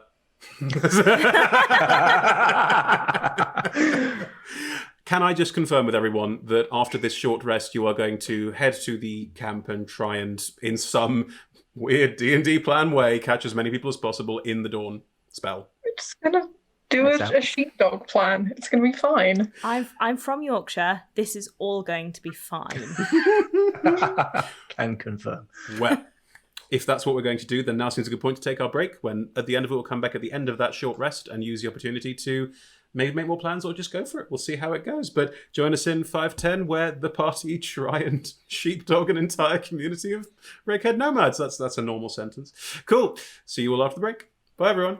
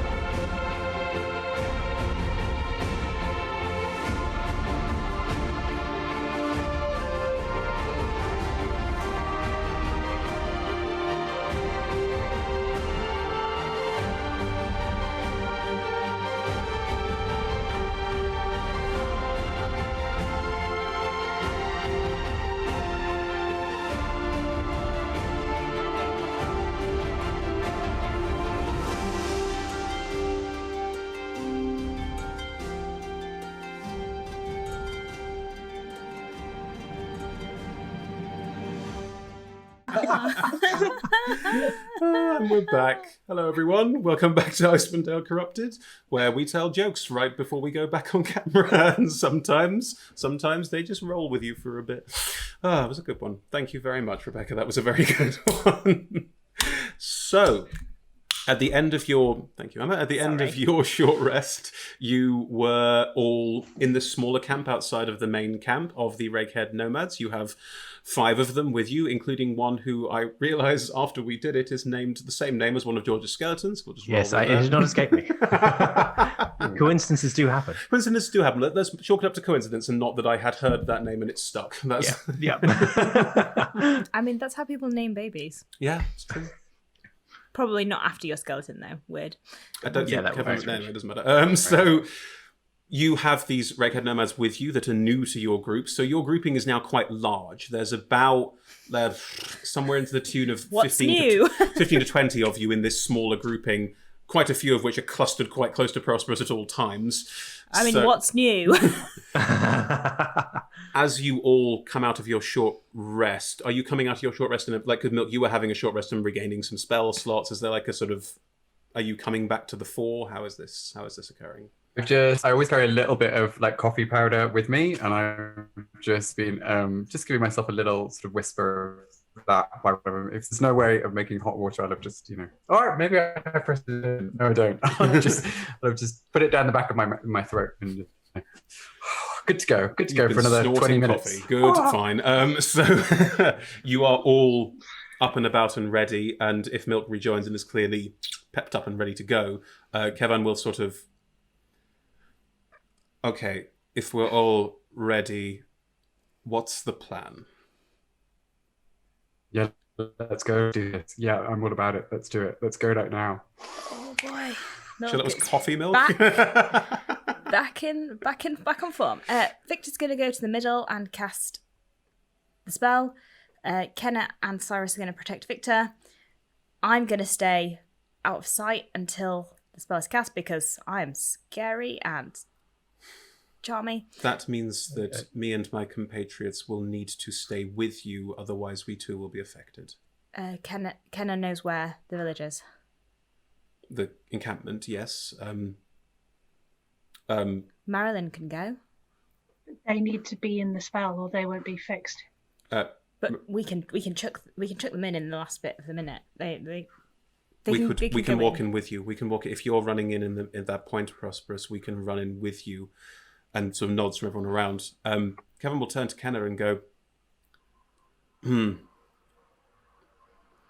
I'm sorry, everyone. I don't know if you're aware of this, but Kenna's position with the tribe is difficult. Her presence may not make this go smoothly. That is not to say that you are not appreciated here, Kenna, and for bringing people to help. I don't want you to feel like this is a reprimand. It is not. We may need another way to draw people in specifically to Viktor. And Marilyn?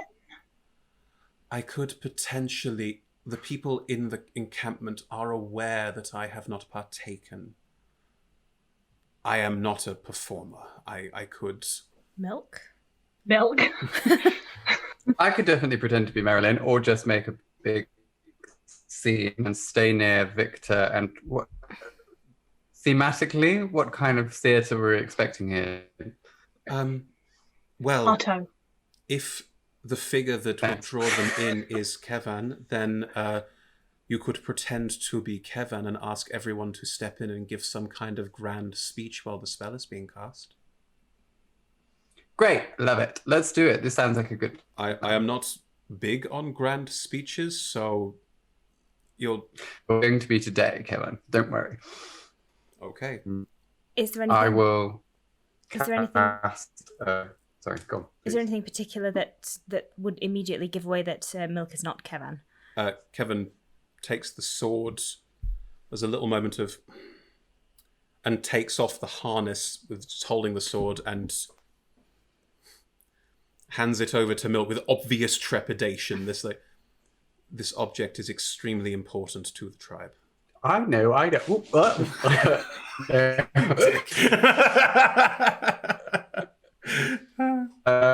I will hand it back and transform myself to look like Kevin with said sword accessory. Like, just it's all fine. You keep your. Okay. Thank you. It looks heavy. It is. To be frank, the weight of it is not entirely physical. Right then. Well, then that this is how we progress. Everyone except for us, gesturing at the 5 who need to stay within Prosp'rus Aura, and doesn't know that Viktor and Ashra might need to be in an aura. So so the 5 of us stay back and everyone else goes in, and you, Milk, would as me ask everyone to step in for some kind of big speech, or I would normally call them over quite gruffly and then have something quite. I wouldn't speak for long, so you'll need to decide. What kind of reason might you use? Are we? I don't know. I'm trying to not get the attention of the. Something that would mean that everyone had to spoke to us. Something that would imply that there is something of great import to be told. Well, potentially Ivy's suggestion that the Devourer has been found. Good. Can I just double check? I'm losing track of all the people here. Kevin, you have been consuming the illustrious goo, yes. Correct? Yes. Okay. Okay, that could be convincing. How about how do you think the thing in your brain would respond to the idea that there are more people nearby, either as ones to be joined the collective host, or indeed posing a threat? I'm trying to think of something that would stimulate the Devourer itself rather than your villagers. The Devourer, as I recall, wants more people to partake. There could be. Okay, that sounds good. I can work with that. You could even use the fact that Kenna is with us and say that Kenna has returned to us and has brought more people to join in the great mission. Maybe something along those lines. Thanks. We'll work with whatever happens. And then, presumably, once everyone is clustered around, Viktor, you will start casting your spell, and then the 6 of us can run in, also be affected by it permanently, and if there are any stragglers, try and bring them in as well. Aspen and I can take a perimeter and try and shove as many people in as possible. And I will also move people in if necessary. Then we have a plan. I guess we are in the hands of you, my friend, Prince at Milk. Lead on. That's not disconcerting at all. I mean, I can see that. So looking exactly like Kevin with giant sword, I will lead out towards the edge of the tent and then stop and go, I'm sorry, I have no idea where I'm going. Kenna will walk up next to you. It's fine. I'll show you the way. Thanks, Kenna. So Kenna will step up with Milk, Viktor, Ashra, Ivy, Aspen, Cyrus. I think that's everyone. And the skeletons. Can I just quickly grab Kenna before she goes? Preferably without everyone noticing. You are surrounded by really 5 red-haired nomads who are just there, right next to you. Could you all just turn around for a sec? Just. Kevin's going to look at Kenna, look at you, and my apologies, of course, and turn to everyone. Turn around. And everyone turns around awkwardly. So you just got backs of 5 people's heads. And whistle.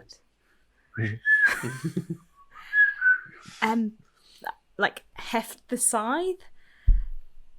If you're going to protect Viktor, you should take this. What?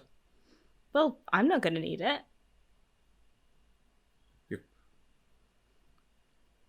You're kidding, right? No. Prosp'rus, that's your weapon. No. I'm looking after it at the moment, but this is for people who are looking after other people. And if you're going to look after Viktor, you should take this.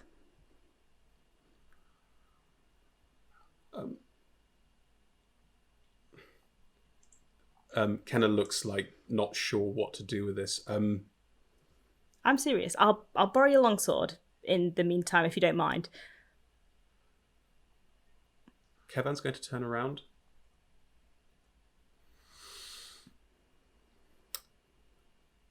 Look, I'm sorry for intruding. No, I want to say this. Kenna,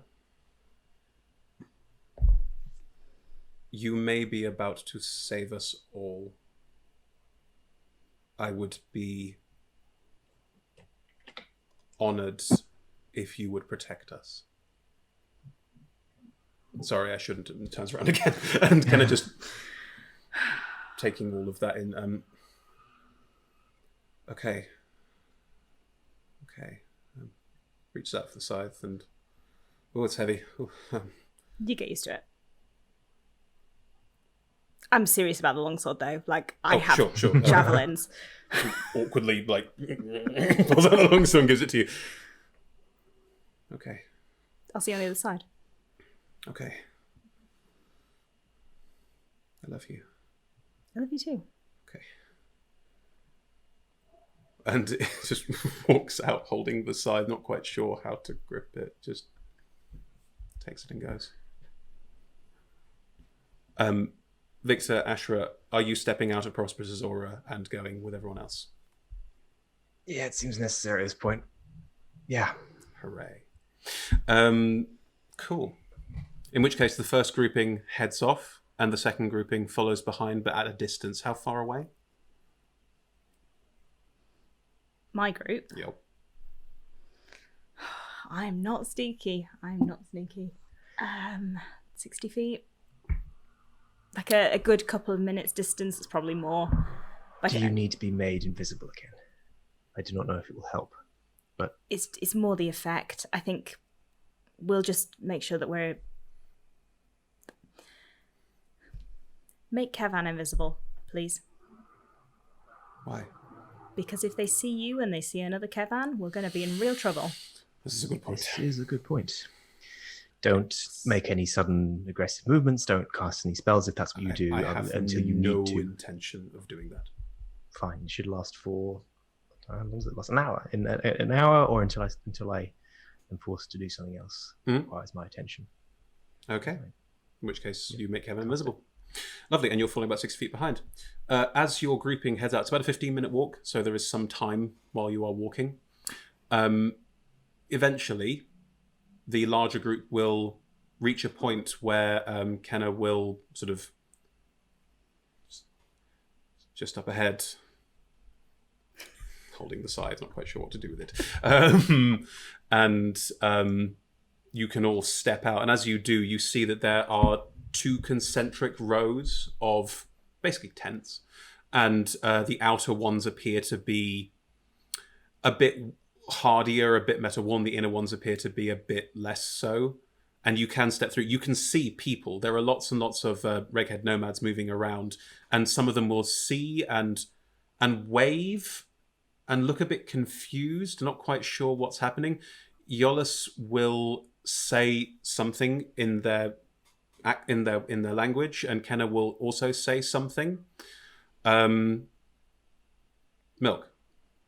I've just realised I don't speak their language. Right this second, as you said that. I trust your acting ability, Red. Off you go. I will whisper to Kenna, who's beside me, right? Just carry it like you mean it. And then I will hold my arms out and say, friends, great news. Gather, come to me. Kenna has returned. There is word. You must come. You must hear the news. And I'll say it very, very loudly. People around will sort of look slightly confusedly because you're speaking in common, but that's fine. Yep, that's all I have. And as you do, people will start to, as you move forward, if you keep stepping into the camp and keep moving, people will join up and cluster around you as you move towards the center. The camp is not large. The camp is maybe 150 feet across, not big. But as you step in, people are clustering around, and people start asking you questions in the local language. Kenna, noticing your discomfort, will say something in the local language. You don't know what she said. No. And as she does, people around sort of nod. They nod, Okay. and they sort of go in. Killing's across to you. I told them you were speaking in the common tongue for our benefit, so that all of us could understand. I think they bought it. Okay. Good tip. Oops. You think I would have thought of that? 60 feet behind you, your group, Prosp'rus, No, has we wouldn't have stopped. come into the town. No, but you're behind. well, You are town, way whatever. behind, and you can see that some of this is happening. You can see through some of this happening, and Marilyn with you just face palms quietly. The people who are nearby, I will grab them by the hand and gesticulate. And, Do you grab them by the hand? If you grab them by the hand, they're interacting with the illusion. My hands are the illusion, are in the illusion, right? Yes, They're in the but your same hands are place. not the same place. The moment someone interacts with, touches your illusion, they can roll investigation checks. Okay, then I won't physically touch them. Wise. Assuming that I would have known that. Yes, you would do. That's something you'd be well aware of. I would lean in close enough to direct my attention and gesticulate at them and say that I bid them to go and bring the others. Bring the others now, as I'm urgently. Go. Right, here comes the first check. Let's have a deception check first, because you want... And you can use your active feat. You spent enough time with Kevin to act as Kevin. Okay. It could be performance if you want, I don't mind. No, that's fine. Oh, guys. Oh, that's not good news. That was a 9 and a 4. That gives me an 18, though, because check me. Wow. Just rolled for the group and I rolled a 1 again. Good, right. As you ask them to bring people in, here comes the persuasion check. Okay. Still using your active feat if that applies. No, that's only to pass myself off Okay. as other people. Well, thank heavens for that.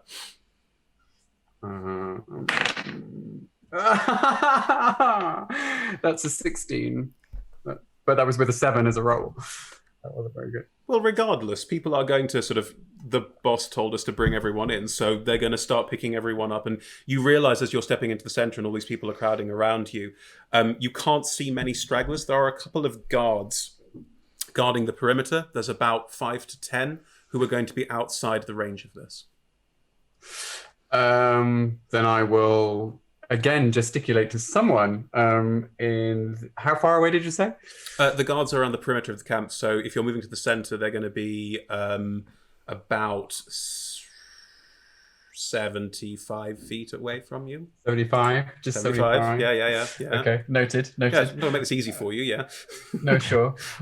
I will bid one of the people to bring the guards. And one of the locals looks at as they step forward to you, have this conversation. Will they understand me in common? They might do. Okay. Or they come. We must be together. We must unite. We must be in one place. Bring them. They say something in the local language. And then I will say something in their mind in Abyssal using telepathy, which is incredibly terrifying. What is it? What do you say? Well, I'm assuming they don't understand Abyssal. They look confused and horrified, but also slightly accepting. Slightly but then something in them, there's a confusion because from your perspective, you don't know what's happened. I'll tell you. From their perspective, what they're getting is, it's about the...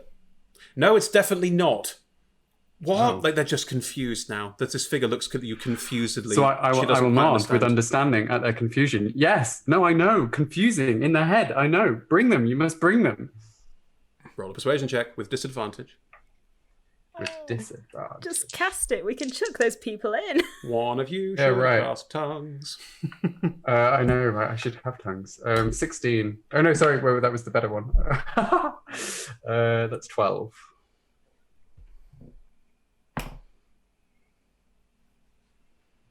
That's what I rolled. They nod. She nods. You should say for the podcast.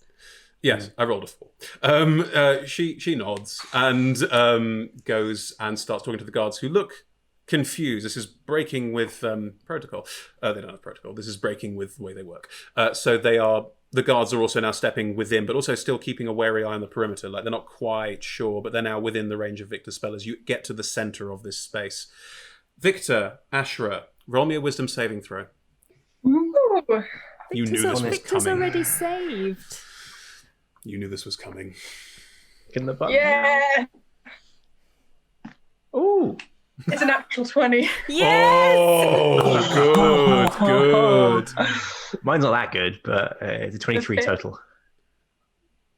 The two of you, you've been outside Prosp'rus for a bit, and you can feel the thing in your mind fluttering, nervous, agitated. Something's wrong, and something that they're wise that something is afoot. People around you also look nervous and agitated. Something is definitely wrong, and you get the edges of what they are all getting now, of confusion, of worry. The guards around the edge are now pointing their spears inward, and there's a lot of worry and confusion here. Now, Victor! Is that what you said? Amazing! Fine. Okay. Right. Okay. Hello. It's Dawn. Please describe how you cast Dawn.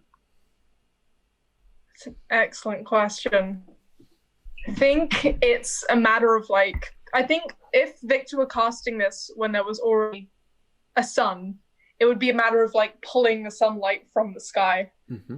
Mm-hmm. I think he does the same sort of thing again, a lot of magic concentrated around a signet ring, but this time the light kind of comes from starlight, from somewhere much, much higher than whatever earth we have here in Faerun, and pulls it down to this plane.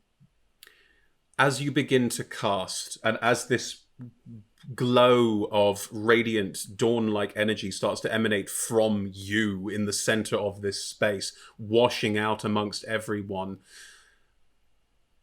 the confusion flares, and people around there's almost an angry shout or two, and people are turning and looking like they're going to bolt and run and get away from this. Prosp'rus, what are you doing? I'm going to yell, run, and I'm going to run in, hopefully towards one of the guards, so I can at least get one of the guards and get them if I can get one of the guards in the aura, they're out of... They are all already stepping into the aura. It's fine. They will all be hit by it. The deception and persuasion checks went fine. If I can get one of the guards in my aura, they will be out of combat because they will be in my aura. Yes. As you and the other nomads you're with, and you presume Kevin, but you can't see him, and Marilyn... Can I grab him? You could, yeah. I'll grab him and pull, just in case. Sure. You have Kevin with you then as you all start running forward. And as there are shouts of confusion and Ashra, Victor, you feel in your head the same thing that everyone around you clearly is feeling, as there's a wave of psychic almost blowback, this push, this knock that almost knocks you off your feet. And through your heads you can hear reverberating a reedy, quite thin almost scream. And everyone around you, apart from your allies, is clutching their heads and sinking to the ground as they are clearly feeling the full brunt of this. This scream peters out. It doesn't sort of go and cut. It just sort of fades and fizzles out in small. And as you do, you can see people around you blinking and opening their eyes and looking horrified, terrified, uncertain, unsure of what is going on, and scared. But at the same time, both of you feel a weight has lifted. This is gone.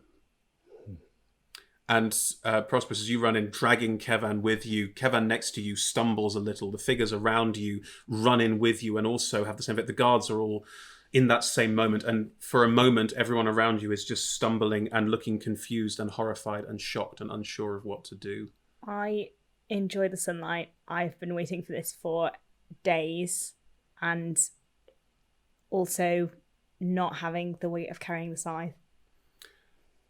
In the center of the space next to Victor, Kenna, looking around, seeing all of this, is just going to she's seen you do it. She has no idea what you are doing, but is going to just raise the scythe into the air like that will do something, because she doesn't know how your channel divinity works. She doesn't know how the scythe works. She's literally just raising it into the sky, like holding it at the long end, like not how you're supposed to hold a scythe. Just like, yeah, like, like trying to give people something to focus on almost. And perhaps as you run in, you can see the head of the scythe starts to light up.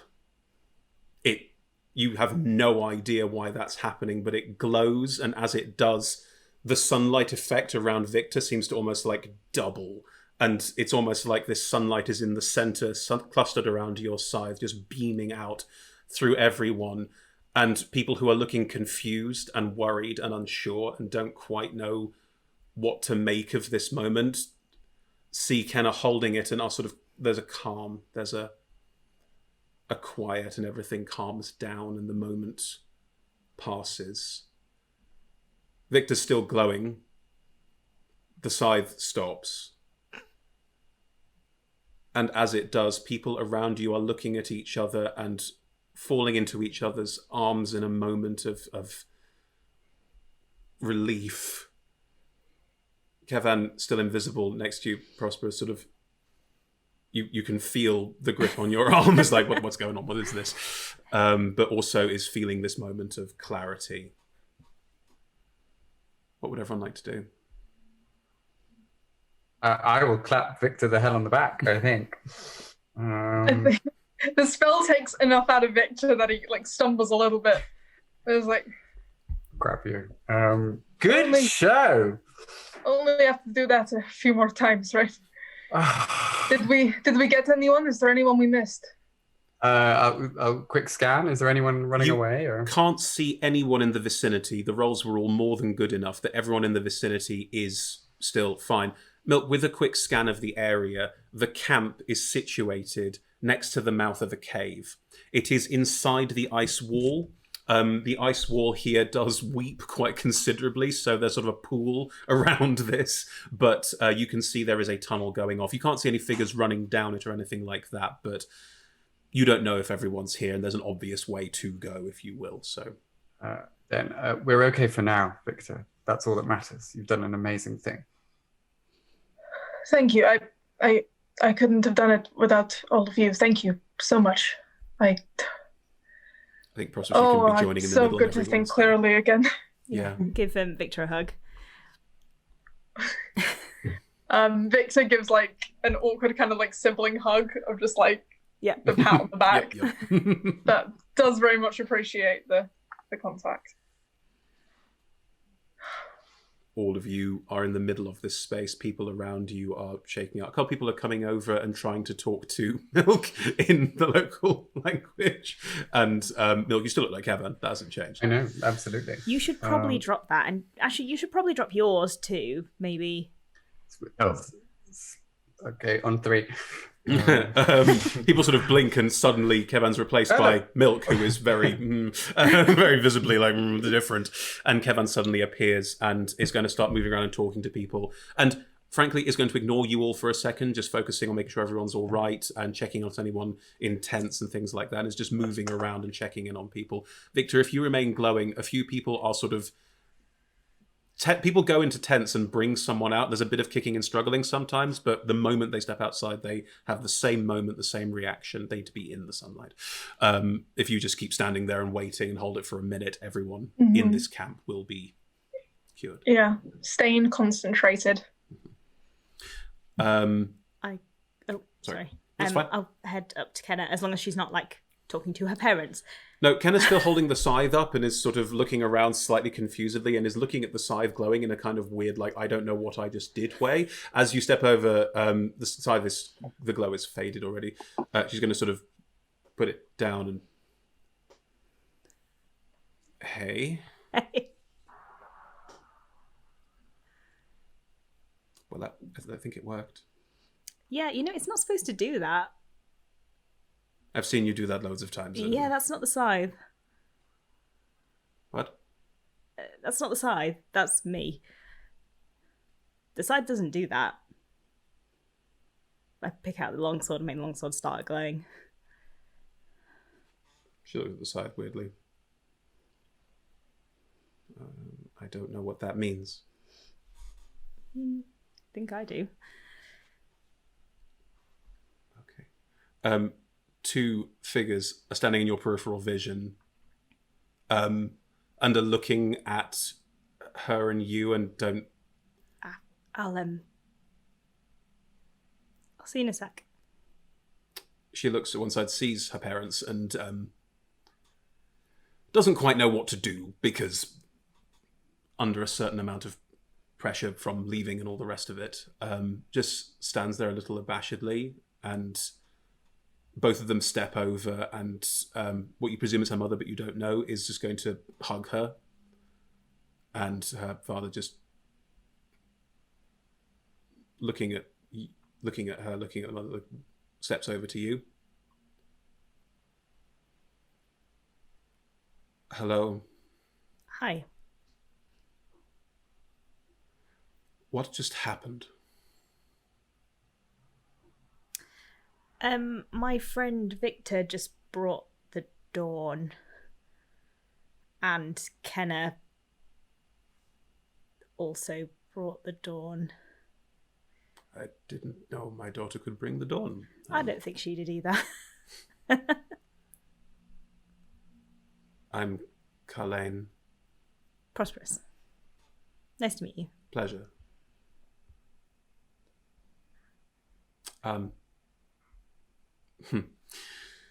I presume that you convinced her to come back. No, we sort of needed to come here, and she was the only one who could bring us here, and she agreed to come with us. I understand. Thank you for helping her.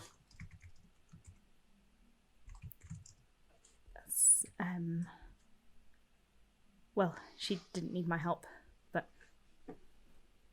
Still, a pleasure. Thank you. Well, it's been amazing to see your little, jungle thing. Yeah, it's a nice place. You'll have a banal conversation about things if you want to, that's fine. He is trying to make nice. He recognises that the two of you have a connection and is just being friendly. Awkward dad chat. Kinda. Yeah, awkward dad chat. What's everyone else doing? Viktor, by this point, the spell has subsided. Okay. Breathing. Cyrus is going to be next to you, Viktor, just going, thank you. I feel so much better right now. You're welcome. I'm not sure Maybe you if I have to feel... delay a little. I'm not sure if I feel so much better because of Milk's thing. That's probably wearing off sometime soon. I don't know. I've lost track of time. But that's the DM talking. Yeah. I think when it's over, I think when Milk's thing passes, I'll feel. Oh, there it is. There it is. Are you still thinking 7 moves ahead? No. Oh. Maybe I'll get a fighting chance for our next game, huh? No, just going to give us over to Milk, and it's going to ask darling. you to cast suggestion again. But no, we can ignore that. It's just joke conversation. What's everyone else doing? Ivy's Sorry. No, please. Ivy's just found somewhere a little bit out of the way, like a log or a rock to sit on, and is looking out and having big thoughts about this is what happens when you turn up somewhere and people are happier that you're there and you make things better rather than killing people or running away. Your sister is talking, goes over to Ashra. You all right, Miss Beckett? Much better. Clearer headed. Cool. Nice to see son. How are you? I was fine beforehand. I'm still fine now. Of course. No, I'm still supposed to look after you, so I'm doing that. Oh, I'm resolved. Okay. Are you just going to follow me around now? Is that how this works? Is this what Prosp'rus felt like? No, actually, I've got something to say. Yes. I don't know what you and my sister are, whatever, but she thinks I need looking after, and I do. She does too. Yeah. I can see that. Not like.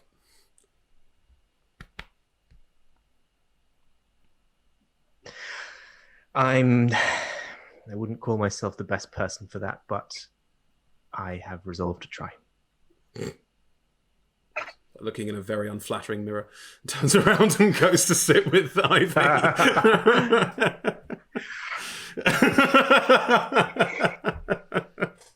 It just sits next to Ivy and just puts an arm around you and curls in a little bit onto her shoulder.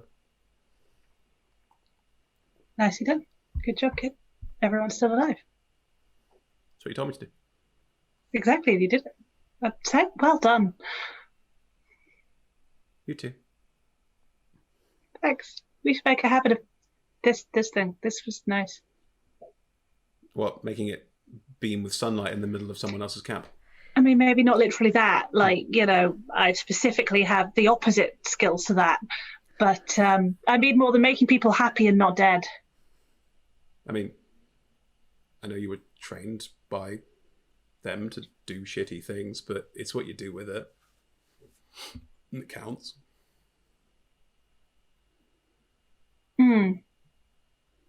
Yes. I can't quite see how there's a non-shitty way to, ruthlessly sneak up on someone while they're sleeping and kill them, but we'll find something. It's all good. You've not ruthlessly snuck up on someone and killed them in a couple of weeks now. Hey, it's been months. Well, there you go. Baby steps.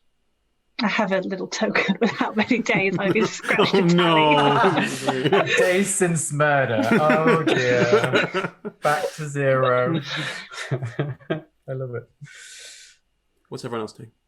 I get a milk. What's Milk doing?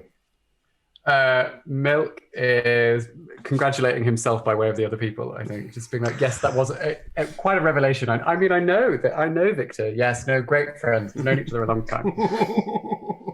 You pulled it off. Well done. I thought it was dicey there for a minute, but your plan, well, this part of the plan was everything went well. I'm trying to compliment you. I'm failing. Thanks. Appreciated, Miss Beckett. How are you doing? Clear ahead? Much better. Much clearer.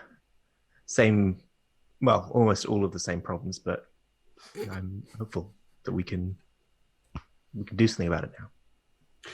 Milk will sort of pull himself up, training being what it is, and restore himself to his usual uniform and dress. And say, Miss Beckett, I hate to return us to business. Of course, we would have alerted the thing under the ice to the fact that we are now working quite successfully against it. Time is limited.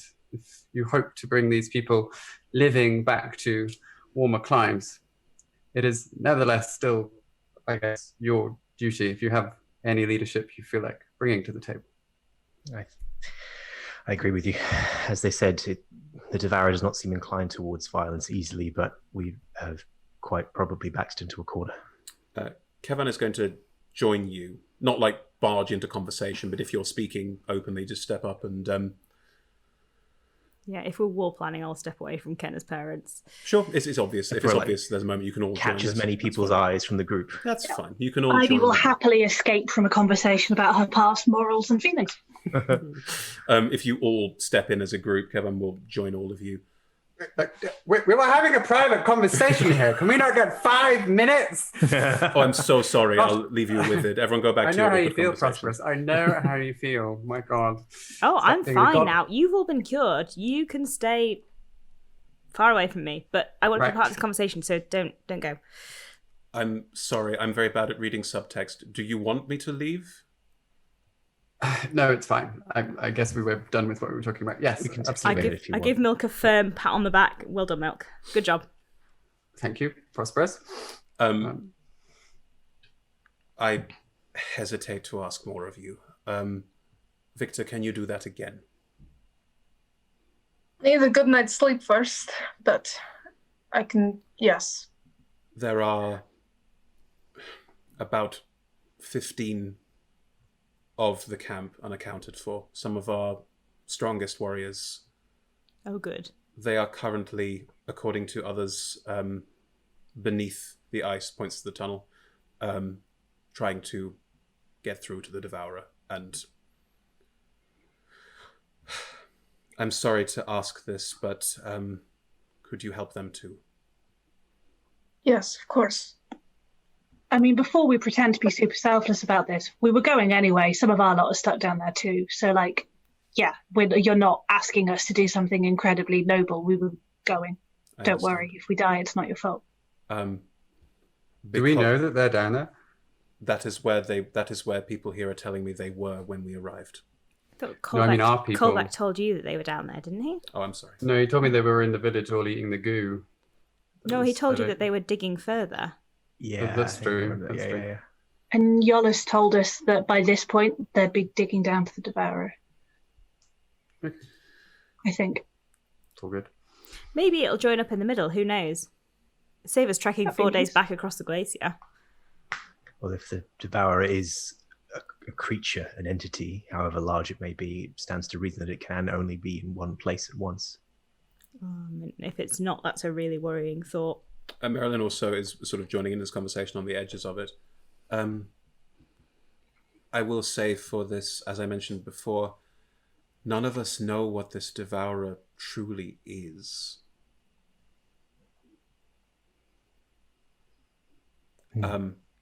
If you can save our people and your own, and according to our legends, it is a god. I would urge you to find your friends, find our people, if you can, but don't bite off more than you can chew, huh?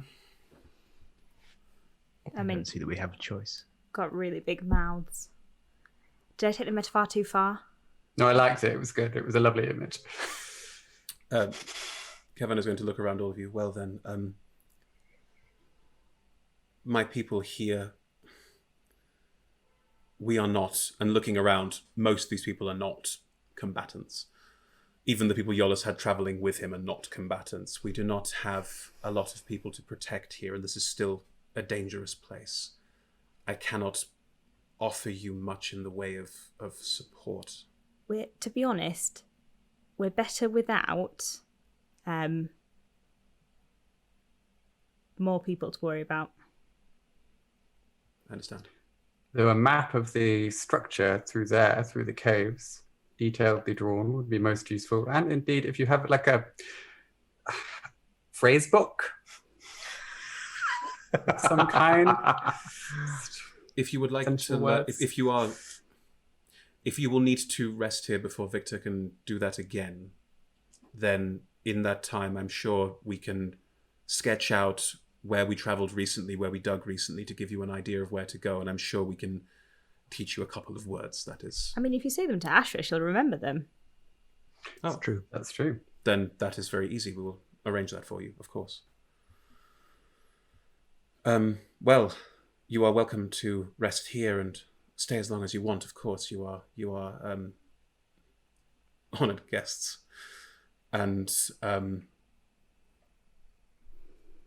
whatever we can do to assist you. Do we need to have Beds? another? Beds. I would really like a bed. There are places you can sleep, of course. Do we need to have another conversation about who comes and who stays? We go, everyone else stays.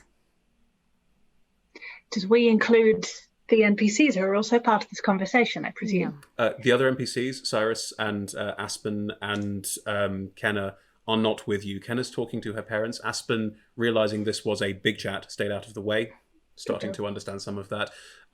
Cyrus is probably nearby, doesn't really have anyone else to talk to, but is not like directly engaging. No. If we're going to face a god, we go, they stay. Okay. Sounds good. Cyrus Well, now. sounds nightmarish, but wise. Cyrus now close enough to hers. You what? Nothing. Sleeping arrangements. I'll tell you later. Yeah, that's fine. All right. I rolled for it. It's fair. Yeah. If I rolled a 9. I rolled a 7. If the 5 of you have agreed on that, then you have some time. You can long rest. There are a lot of people here you could talk to, ask questions of, engage with. Otherwise, you can bed down for a long rest amongst allies, amongst people who treat you with some reverence and respect. Most of them have a bit of common, but not a huge amount. They can have basic conversations with you if you want to. Others, like Kevan, Marilyn, Yolis as well, who is nearby, can all speak more common, so can engage more. I'm gonna do some basic longsword drills because it's been a long time since I've had a longsword, and I'm gonna teach Kenan the basics of how to use a scythe. You're not going to take it back? No. You're not swapping back. Okay, have that conversation.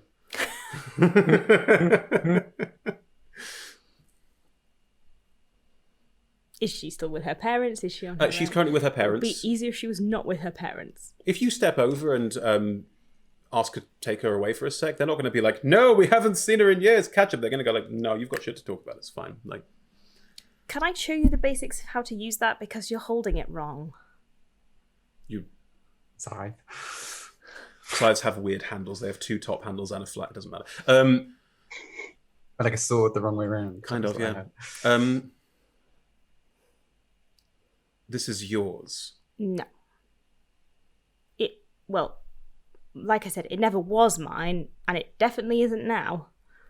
Prosp'rus, this is... I barely understand but... There are 70 people up here, and Marilyn just said that there are basically there's no fighters up here. So if we're leaving... Am I not coming with you? I wouldn't recommend it. We're going to fight a god. Well, now I've got a holy scythe. Which you're going to use to protect the 70 people up here. If you're going to go and fight a god, take it. I can do everything I already do without it. Everything. It will make you better at protecting these people, and you're going to be on your own. I've got 4 other people. You mean, hang on, so where are, like, Cyrus and... Well, Cyrus will be here, but he's not got his axe. Like, you're not in the best position here. I'm sure we can find him an axe. Okay, great. That would be ideal. Please find him an axe. Sure. Not right now. Okay. Look, the thing that you just did, that has never happened for me. I've had that scythe for 2 years now, and it's never happened for me. And it's meant to be passed on. But it's a weapon of your order. I'm not It's part... not... Well, it is a weapon of my order, but sometimes they're dicks, and I don't think they'll mind. And they don't know anyway. Is your god okay with this? Have you got any seeds? I've probably got some. Just holding them in your hands. I got them out of my pockets. All right. All right. You have these ones, What are we doing? and I'll have these ones, Okay. and we'll just plant them, and I'm sure it'll be fine. Do you have anywhere good to plant seeds? The ground's very fertile here. What is it? What does that have to... Well, How's that going to answer the question? it's an offering. We'll offer the seeds to her, and she'll be fine with it. This sounds less like getting a message from your god and more like Oh, no, something she to doesn't. She doesn't do messages. We're just giving an offering. So it Sounds a lot like forceful baptism, I'm not going to lie. Or I'll plant all of them, and then it's on my back. What are you going to take down there to fight a god? This longsword. It's a long sword. Could you show me some drills? It's been a really long time. Like I trained That you you on don't when I know how first to started. use. Well, you sort of slash, don't you? Yeah, you sort of slash. Right. I'm just going to plant these over here. So that this is it then. I'm definitely not coming. I shouldn't be coming anyway, but You brought us here. I mean, not that I necessarily believe in everything happening for a reason. I accidentally throw the seeds over my shoulder, which plants them anyway, which is fine. Sunflower seeds. And it's perfect because now you're here and you can protect these people. And Prosp'rus, this is... I guess we're not traveling together then. maybe not. But if that means more people are safe,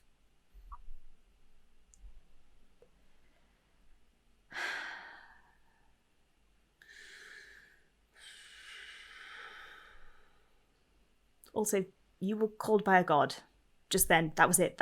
That was it happening. That's what happens. That was it. You don't get callings like that. What if I don't want to? What if I get it and I understand all the reasons, but I don't want you to go? What if I don't want to not?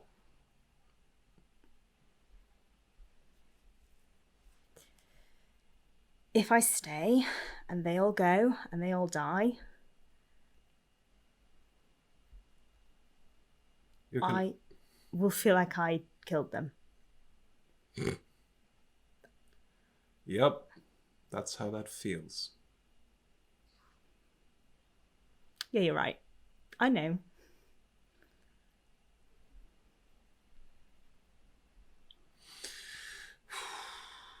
Look, if you don't want it, toss it in the woods somewhere. Someone will find it. You have a very strange relationship with your holy artifacts, Prosp'rus. They're not meant to be held on to and worshipped. They're meant to be passed on to people who need them. Okay. Okay. We're not breaking up though, right? Like, you're going to come back. Yeah, no, of course. Cool, just checking. I mean, assuming the god doesn't kill me, but it won't. Nothing's managed so far, so... It won't. I don't think anything can. I'm not so sure about that one, but we'll see. I'm serious about the longsword drills. Yeah, I get it. Okay. I'm going to miss you. I'm going to miss you too, but you're going to do an amazing job protecting these people. And I'll visit. I know where you live now. It's a long way and it's very cold.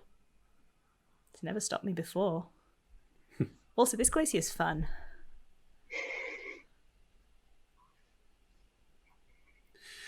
Okay, so with a one-handed weapon, we should probably find you a shield, by the way. With a one-handed weapon, it's less about the... Kenna will focus through tears on training you. I also show how to use the scythe properly. Okay. What's everyone else doing? Like to pick it up with... Oh, go ahead. You go ahead. I'd actually quite like to find Ivy, if possible. Sorry, 1 second. Hi. How are you feeling? Yes. Yes. Yes, very similar feeling. We're heading off to do some very dangerous things tomorrow. Hmm. And I don't feel I have to ask this. I think I've known you long enough, but I assume Aspen is not being invited along. She doesn't know it yet. When you hear, a fist fight later, that's what that will be. But Yeah, she's. Cyrus doesn't know it either. Good luck. I don't know if I'm doing the right thing. I know he can handle himself, just as I know Aspen can very much handle herself, but... I think there's a difference between someone being, handy to have in a fight and someone who has spent most of their waking hours learning how to kill things. You admittedly have turned that into a niche of bringing something back to life again, but they are brilliant fighters for normal people, healthy people. We are not healthy people, and only the most unhealthy people should go take on an evil god in an ice cave. Maybe, but don't you think our chances would be better if we brought them? I think her chances of survival will be better if she stays behind, which is the most important thing. To be honest, I am glad. I don't think I have to choose. We are more likely to win if she's there. She is more likely to survive if she's not there, because I think the couple of hits she might land will be counteracted by the fact I will be distracted the entire fight. If it comes to killing the Devourer or pulling her out of harm's way, the Devourer lives, and that's not useful. Only you know what that's for you and Cyrus. I would use every ounce of power I have left to save him, even if it meant not being able to save anyone else. Yeah. And strategically, we should let them die and save Prosp'rus or Ashra or Milk, and we wouldn't make that strategic choice. So the best choice for them and for us winning is for them to stay here. Yeah, thank you. I felt a bit selfish. It's not sure how I'm going to tell him yet, or if I should just keep telling him we're going on a quick rescue mission. I would tell him. He's a smart man, and he seems to not like being lied to from what I have seen of him. He really doesn't. Should we do it now? Shall we just screw our courage to the sticking place, that random bard said, and do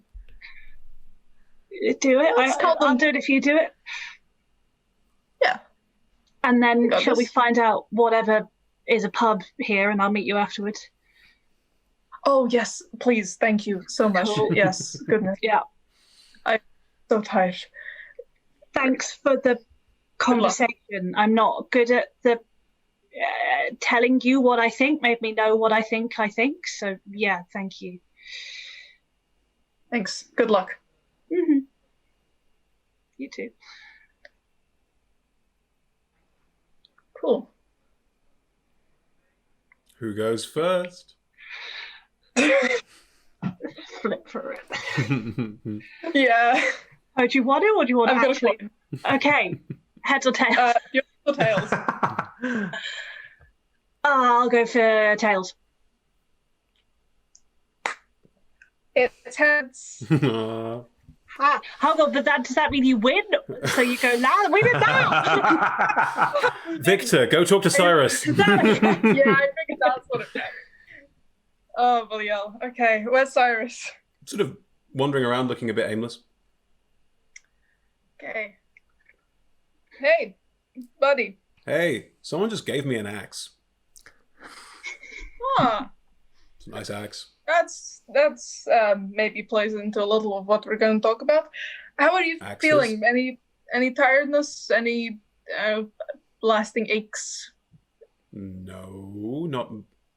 Good. That's fine. Better than I have done. I don't feel desperate to run beneath the ice and save. Yeah. Just checking. Yeah.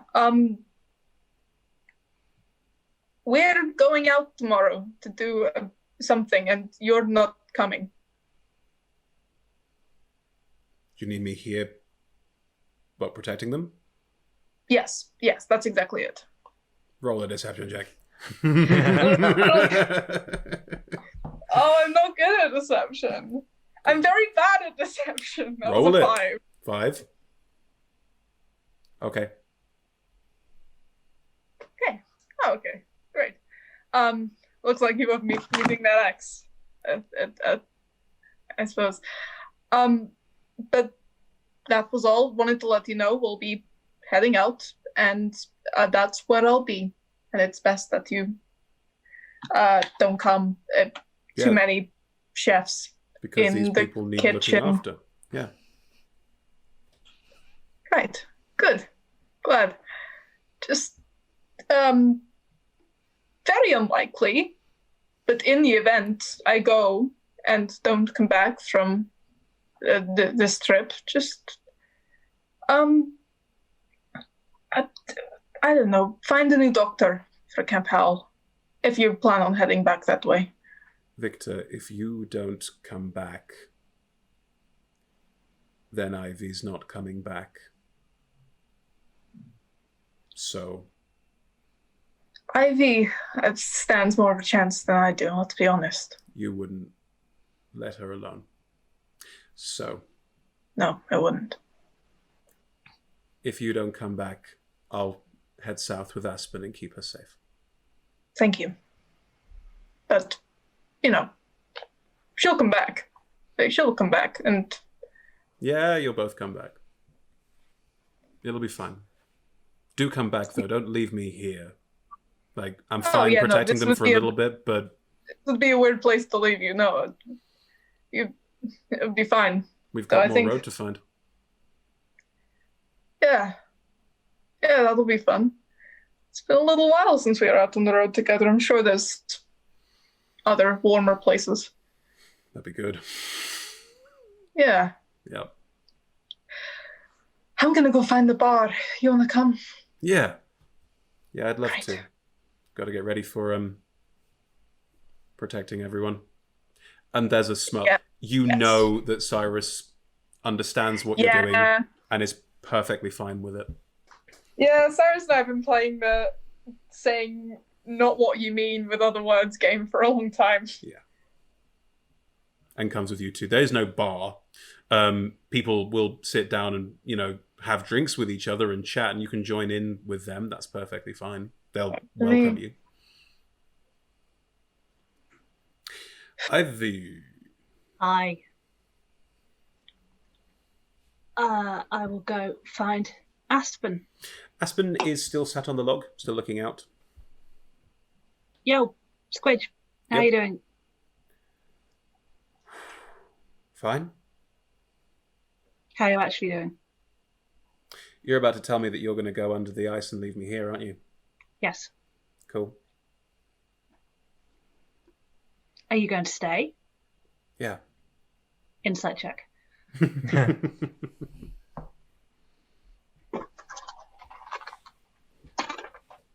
Cocked. 12 plus blah, blah, blah, blah, blah. 19. She is going to stay.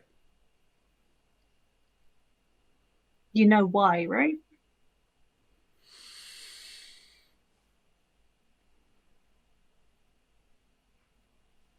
Because you might not come back. Not exactly.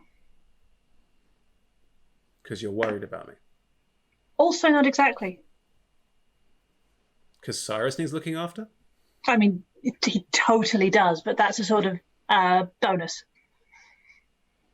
Because these people need looking after. Also bonus. This could go on a while. I stand a better chance of coming back if you're not there. Yeah. Yeah, I will throw everyone into the Devourer's mouth to save you, and that's not really helpful for world-saving heroics. Remember how the last time you left me, we talked about this, and I agreed that this is, more than I can handle? Yeah. This is still more than I can handle, and I'm smart enough to know that. You've always been smart, but this is the first time you've ever been self-aware enough, and it's really throwing me for a loop. Who knows? Maybe I've learned something. Oh, come on now. What is it really? Is it really so amazing to think that I've travelled with you this way and we've experienced this the way it is, and I'm not starting to put two and two together? I mean, careful, because in a minute you'll say that like you have learnt from my mentorship and you like respect me or something, and we can't have that. No, So. don't kid yourself. It's all Cyrus. Okay, thank goodness. Yeah, Right. On that, Cyrus and Victor are having a drink, shall we? Ivy? Yeah.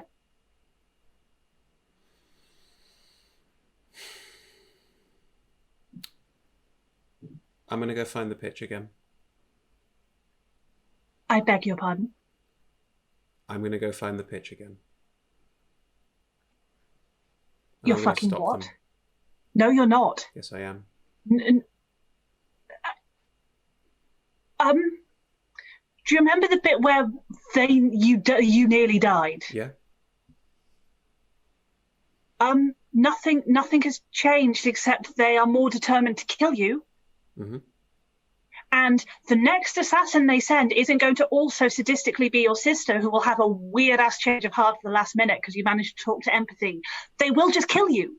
Or they won't kill you and they will do something worse to make an example out of you. They'll keep you alive forever and it will be... I'm not going to run anymore, sis. I'm not asking you to run. I'm asking you to wait for me here. I will come back and we can talk this through together. When you come back, we're going to go together. And we'll take our new friends here.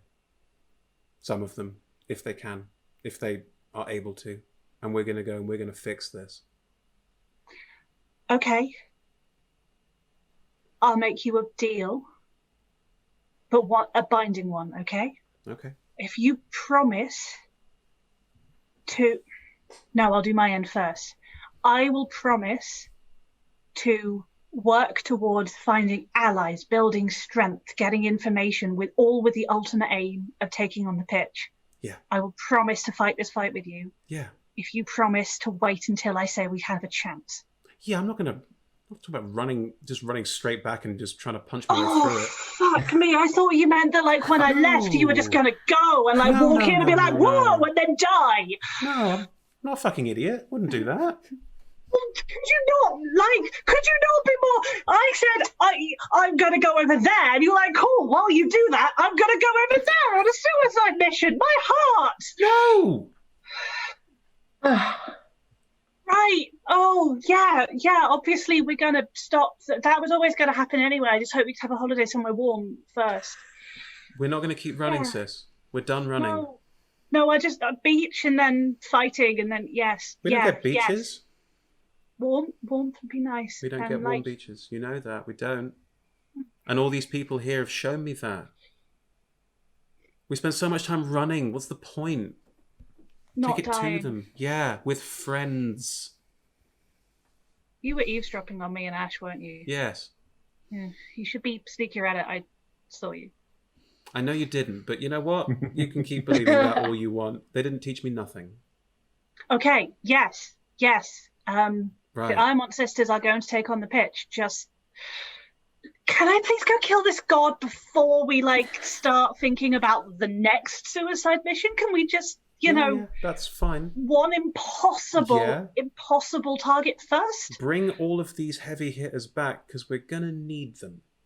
If you promise to still be here with all your limbs attached when I come back, then sure, I'll do my best. I will wait, and if you're not back in a certain time, I'm doing it anyway. Okay, by a certain time, like we're saying a year. Like a month. Okay, fine, a month. But Cyrus will come with you, and if you want to get him killed, that's on you. Cyrus can handle himself. Against the pitch. You lived there for 16 years. Did you not notice anything in that time? Ivy, what I've noticed is we spend a lot of time being very scared of all the things that they could do when we're now surrounded by people who can do things like make the sunlight appear underground. I am less worried now, and if anything, I think we can all work together to fix this. Sometimes I forget you didn't have the additional, 8 years of trauma. Yeah, sure, yes. Well, Maybe yes. they didn't make me scared of them enough, Ivy. Oh, I can do that if you'd like. I know what you can do, and it doesn't scare me anymore.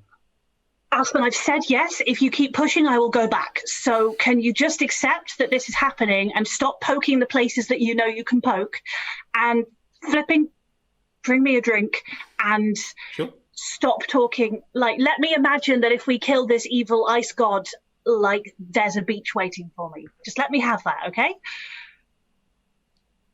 Yeah, I'm not just poking you because I like poking you or making you feel upset or making you feel like something doesn't matter, Ivy. I am poking you because the reason that we've run and the reason that we are here, it's all worked out. That's good.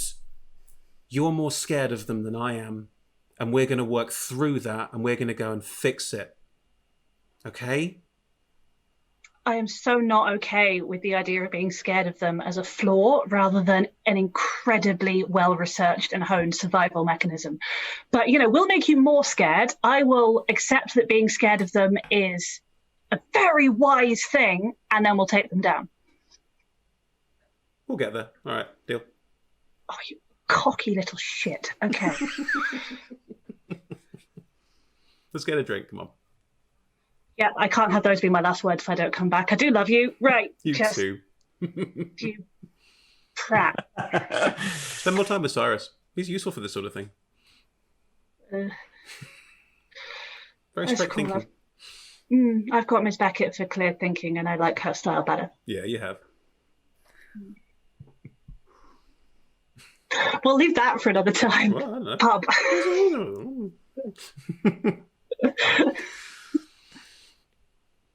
Milk, Ashra, anything in particular you're doing, building up to, or during this long rest? I was going to try and pick up with Milk.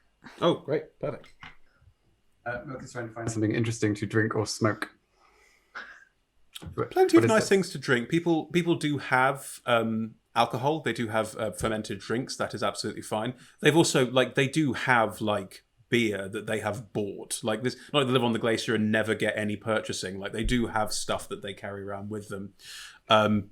Yeah, you could easily find something to drink, no problem.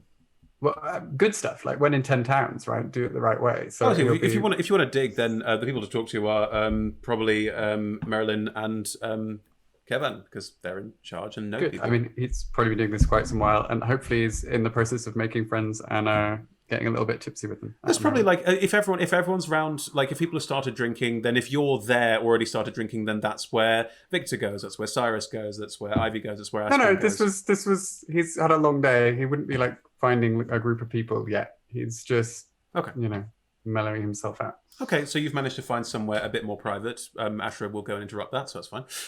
Cool. Am I the only one not looking for mind-altering substances? Oh, boss, would you like to? It's really rather good. I think they make it out of what did you say you made it out of? It's beer. It's we bought it from 10 towns. It's this thing called beer. I've kind of had my fill of mind-altering, but sure. Is it warm, at least? It is warm beer, yeah. It is palatable. Try it. Thank you. We got sidetracked before. Rightly so. It was proper to talk business, but I didn't come just to talk business. I'm trying to gauge whether I should skip the small talk, or I don't quite know where we're at and where you're at and where everything's at. How are you doing? I'm doing all right, as ever. Always. Professional, you know me, You to the always seem last. to be. I'll try and actually clock how you are doing. Just non-verbally, just yeah. Is it an insight roll? You can do an insight roll, absolutely. I will do that. If you're contesting Milk performance or deception, it's fine. I rolled a 13. Milk will deliberately fail that noticeably. He'll let you see that there's something on his mind.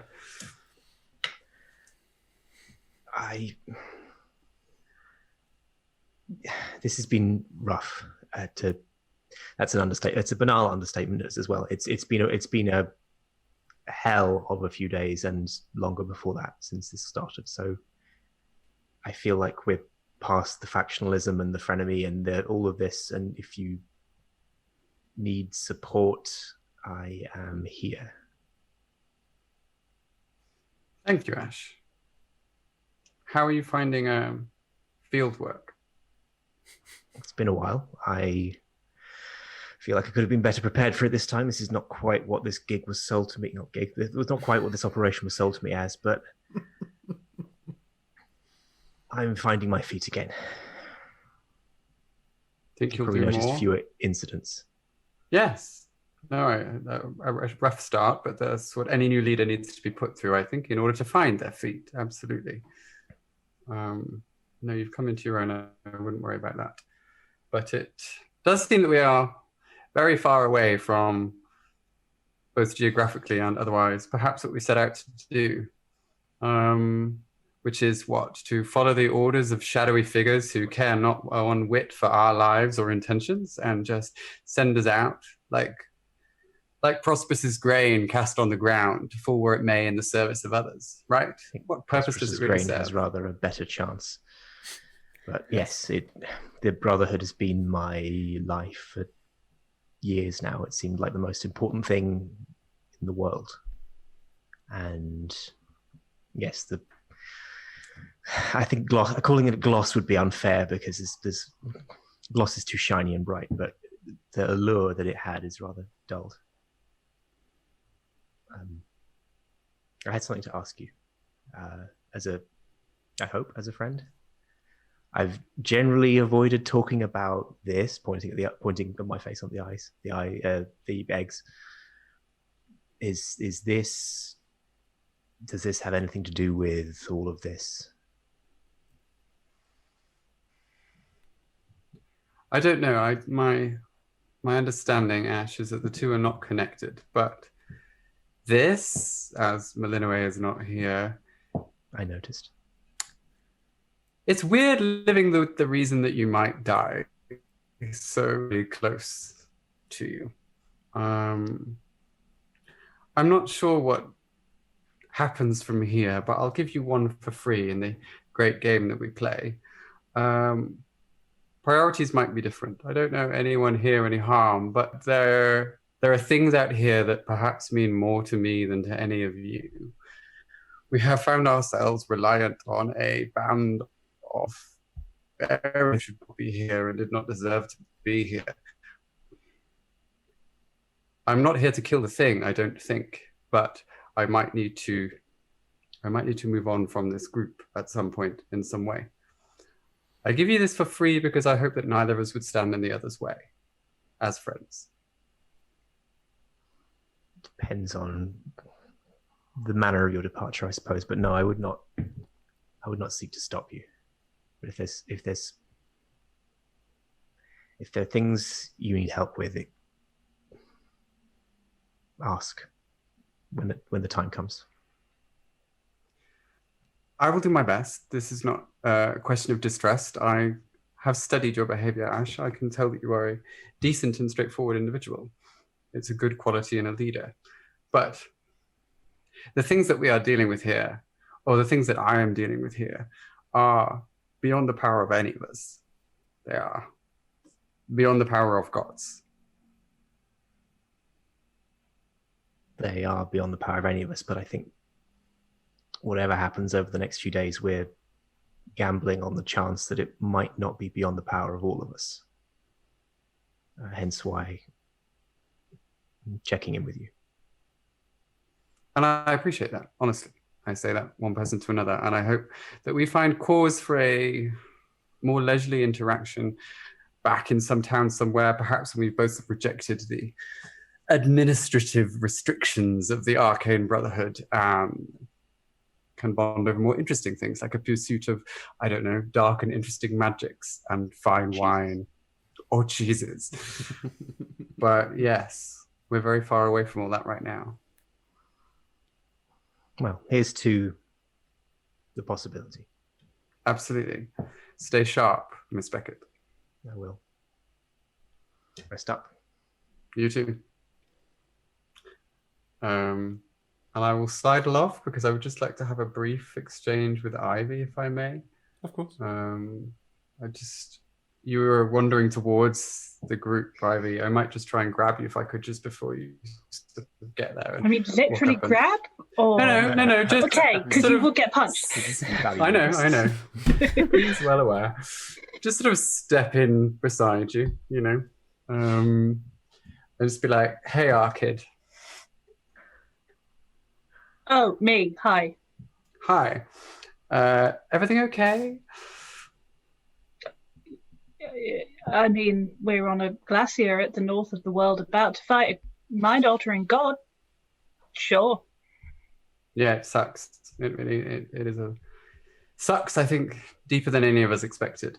So you remember what seems like in another life now. You came to my tent, remember? It was one filled with smokes and interesting perfume. Oh, I remember. Very weird doorbell.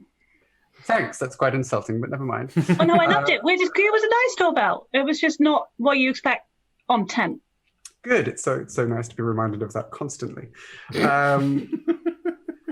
So I just wanted to do you a favor, as I feel as though you did me one. So I don't know. You seem like a beginner in the great game that I call politics, but you've played a good one so far, and I respect you as another player. So here's one for you. The town that you came from, don't go back to it if you leave this. If you survive what is about to come to us, that's my tip for you. Oh, in fact, let's make it 2 free ones. Don't tell Kolbeck where you're going, and make sure he doesn't see you leave. I mean, he might be dead unless I can save his life before this all goes to shit, but that would be it. There are people looking for you, as I'm sure you know, but these people know where you are, and you're just one step ahead of them at the moment, and that can be such a quick gap to close. You mean Camp Howell Town or 10 Towns Town, or a different town? 10 Towns. Don't go back to 10 Towns. No, go somewhere I think else. it's not the one stop between us and all of the South. Okay, thank you. Callback knows? Kolbeck knows. Likely to try and do something about it, if I know him. How much would it upset you if I killed your friend? It would upset me quite a lot if you killed my friend, and I would suggest that you'd be rolling into quite some trouble with him. He's quite good at that business himself. But I'll be fine. we all do what we need to do in this life, Ivy. Make no mistake about it. But, as I say... Okay. That's Tips a free appreciated. In return, have one back. Just because someone does a really good impression of being bumbling and tactless and awkward and no idea how to make their way around politics. You don't have to have interesting skin and interesting eyes and an outrageous fashion sense and a funny tent to know exactly what you're doing. So, Milk, don't assume everyone who looks like me is a beginner, okay? Oh, it wasn't. Thanks. Okay, I'll let that one slide. But you don't let your emotions get the better of you, Ivy. That's the first tell. Milk, I have no emotions. We'll be fine. Okay. Clearly not. Clearly I was wrong about that one, he says as he sidles off back into the dark. Thanks for the heads up. I'll do my very best not to kill anyone that matters to you. Nobody does, except me. Well, then I'll kill Callback. Great. Milk has made his point, I think, and leaves. I assume everyone has had a drink or a few, and eventually comes to a long rest. Sword montage. You do sword montage. Fine, sword montage, but everyone else is... No alcohol with swords. No, that's wise. Bad combination. Especially when there are sides involved. They're very sharp. Very wise. In the morning, as you are all getting ready, you can sleep in a bed. There are beds. Long rest. We hit the long rest You hit button. the long rest button. Yeah. Victor prays then sleeps. Yep, no problem. You can all press the long rest button. That is all fine. Oh, love to press the long rest button. Prosp'rus. Are you sleeping in the same bed as Kenna? Yes. Cool. Assuming she's all right with that. Yeah, of course. You are woken in the morning by someone waking you, not Kenna. Go away. I'm in a bed for the first time in... Kevan is next to the bed. Please come with me. Fine. Why? Just come with me. I mean, Okay, I'm coming. if you step outside, it's eternal night, so it's always nighttime, but people are clearly still sleeping. They're trying to keep some kind of rhythm, and there are some guards patrolling, but you're basically alone.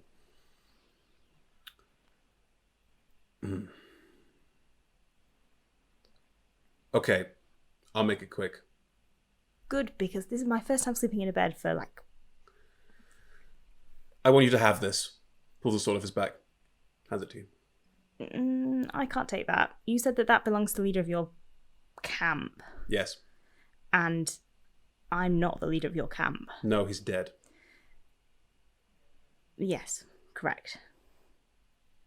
You are going to fight a god. A god who has wronged us. I've got a long sword.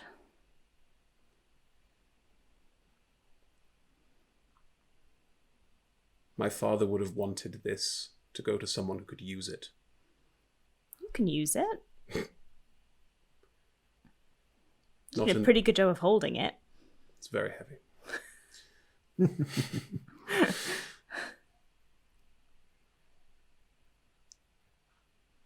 I want you to use it to strike down the god that hurt our people. Besides which, we seem to have another holy weapon in town now.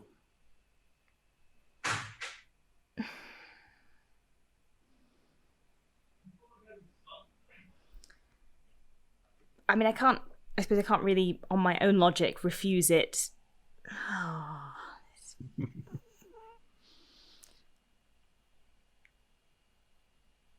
it's really cool.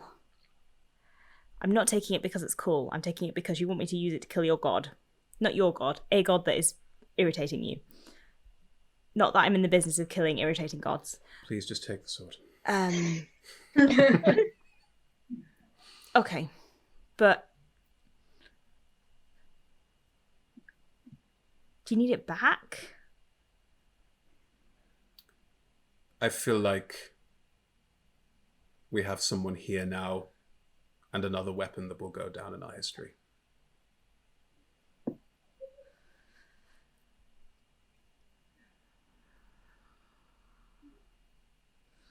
All right, I'm going to take it, but only because you've made me. Okay. And it's really cool. I'm having it. Okay, thank you. It is a bog standard greatsword. It looks cool, but it is not a +1. It is better than a longsword. Everything I have is made around two-handed weapons. Oh, I didn't know that.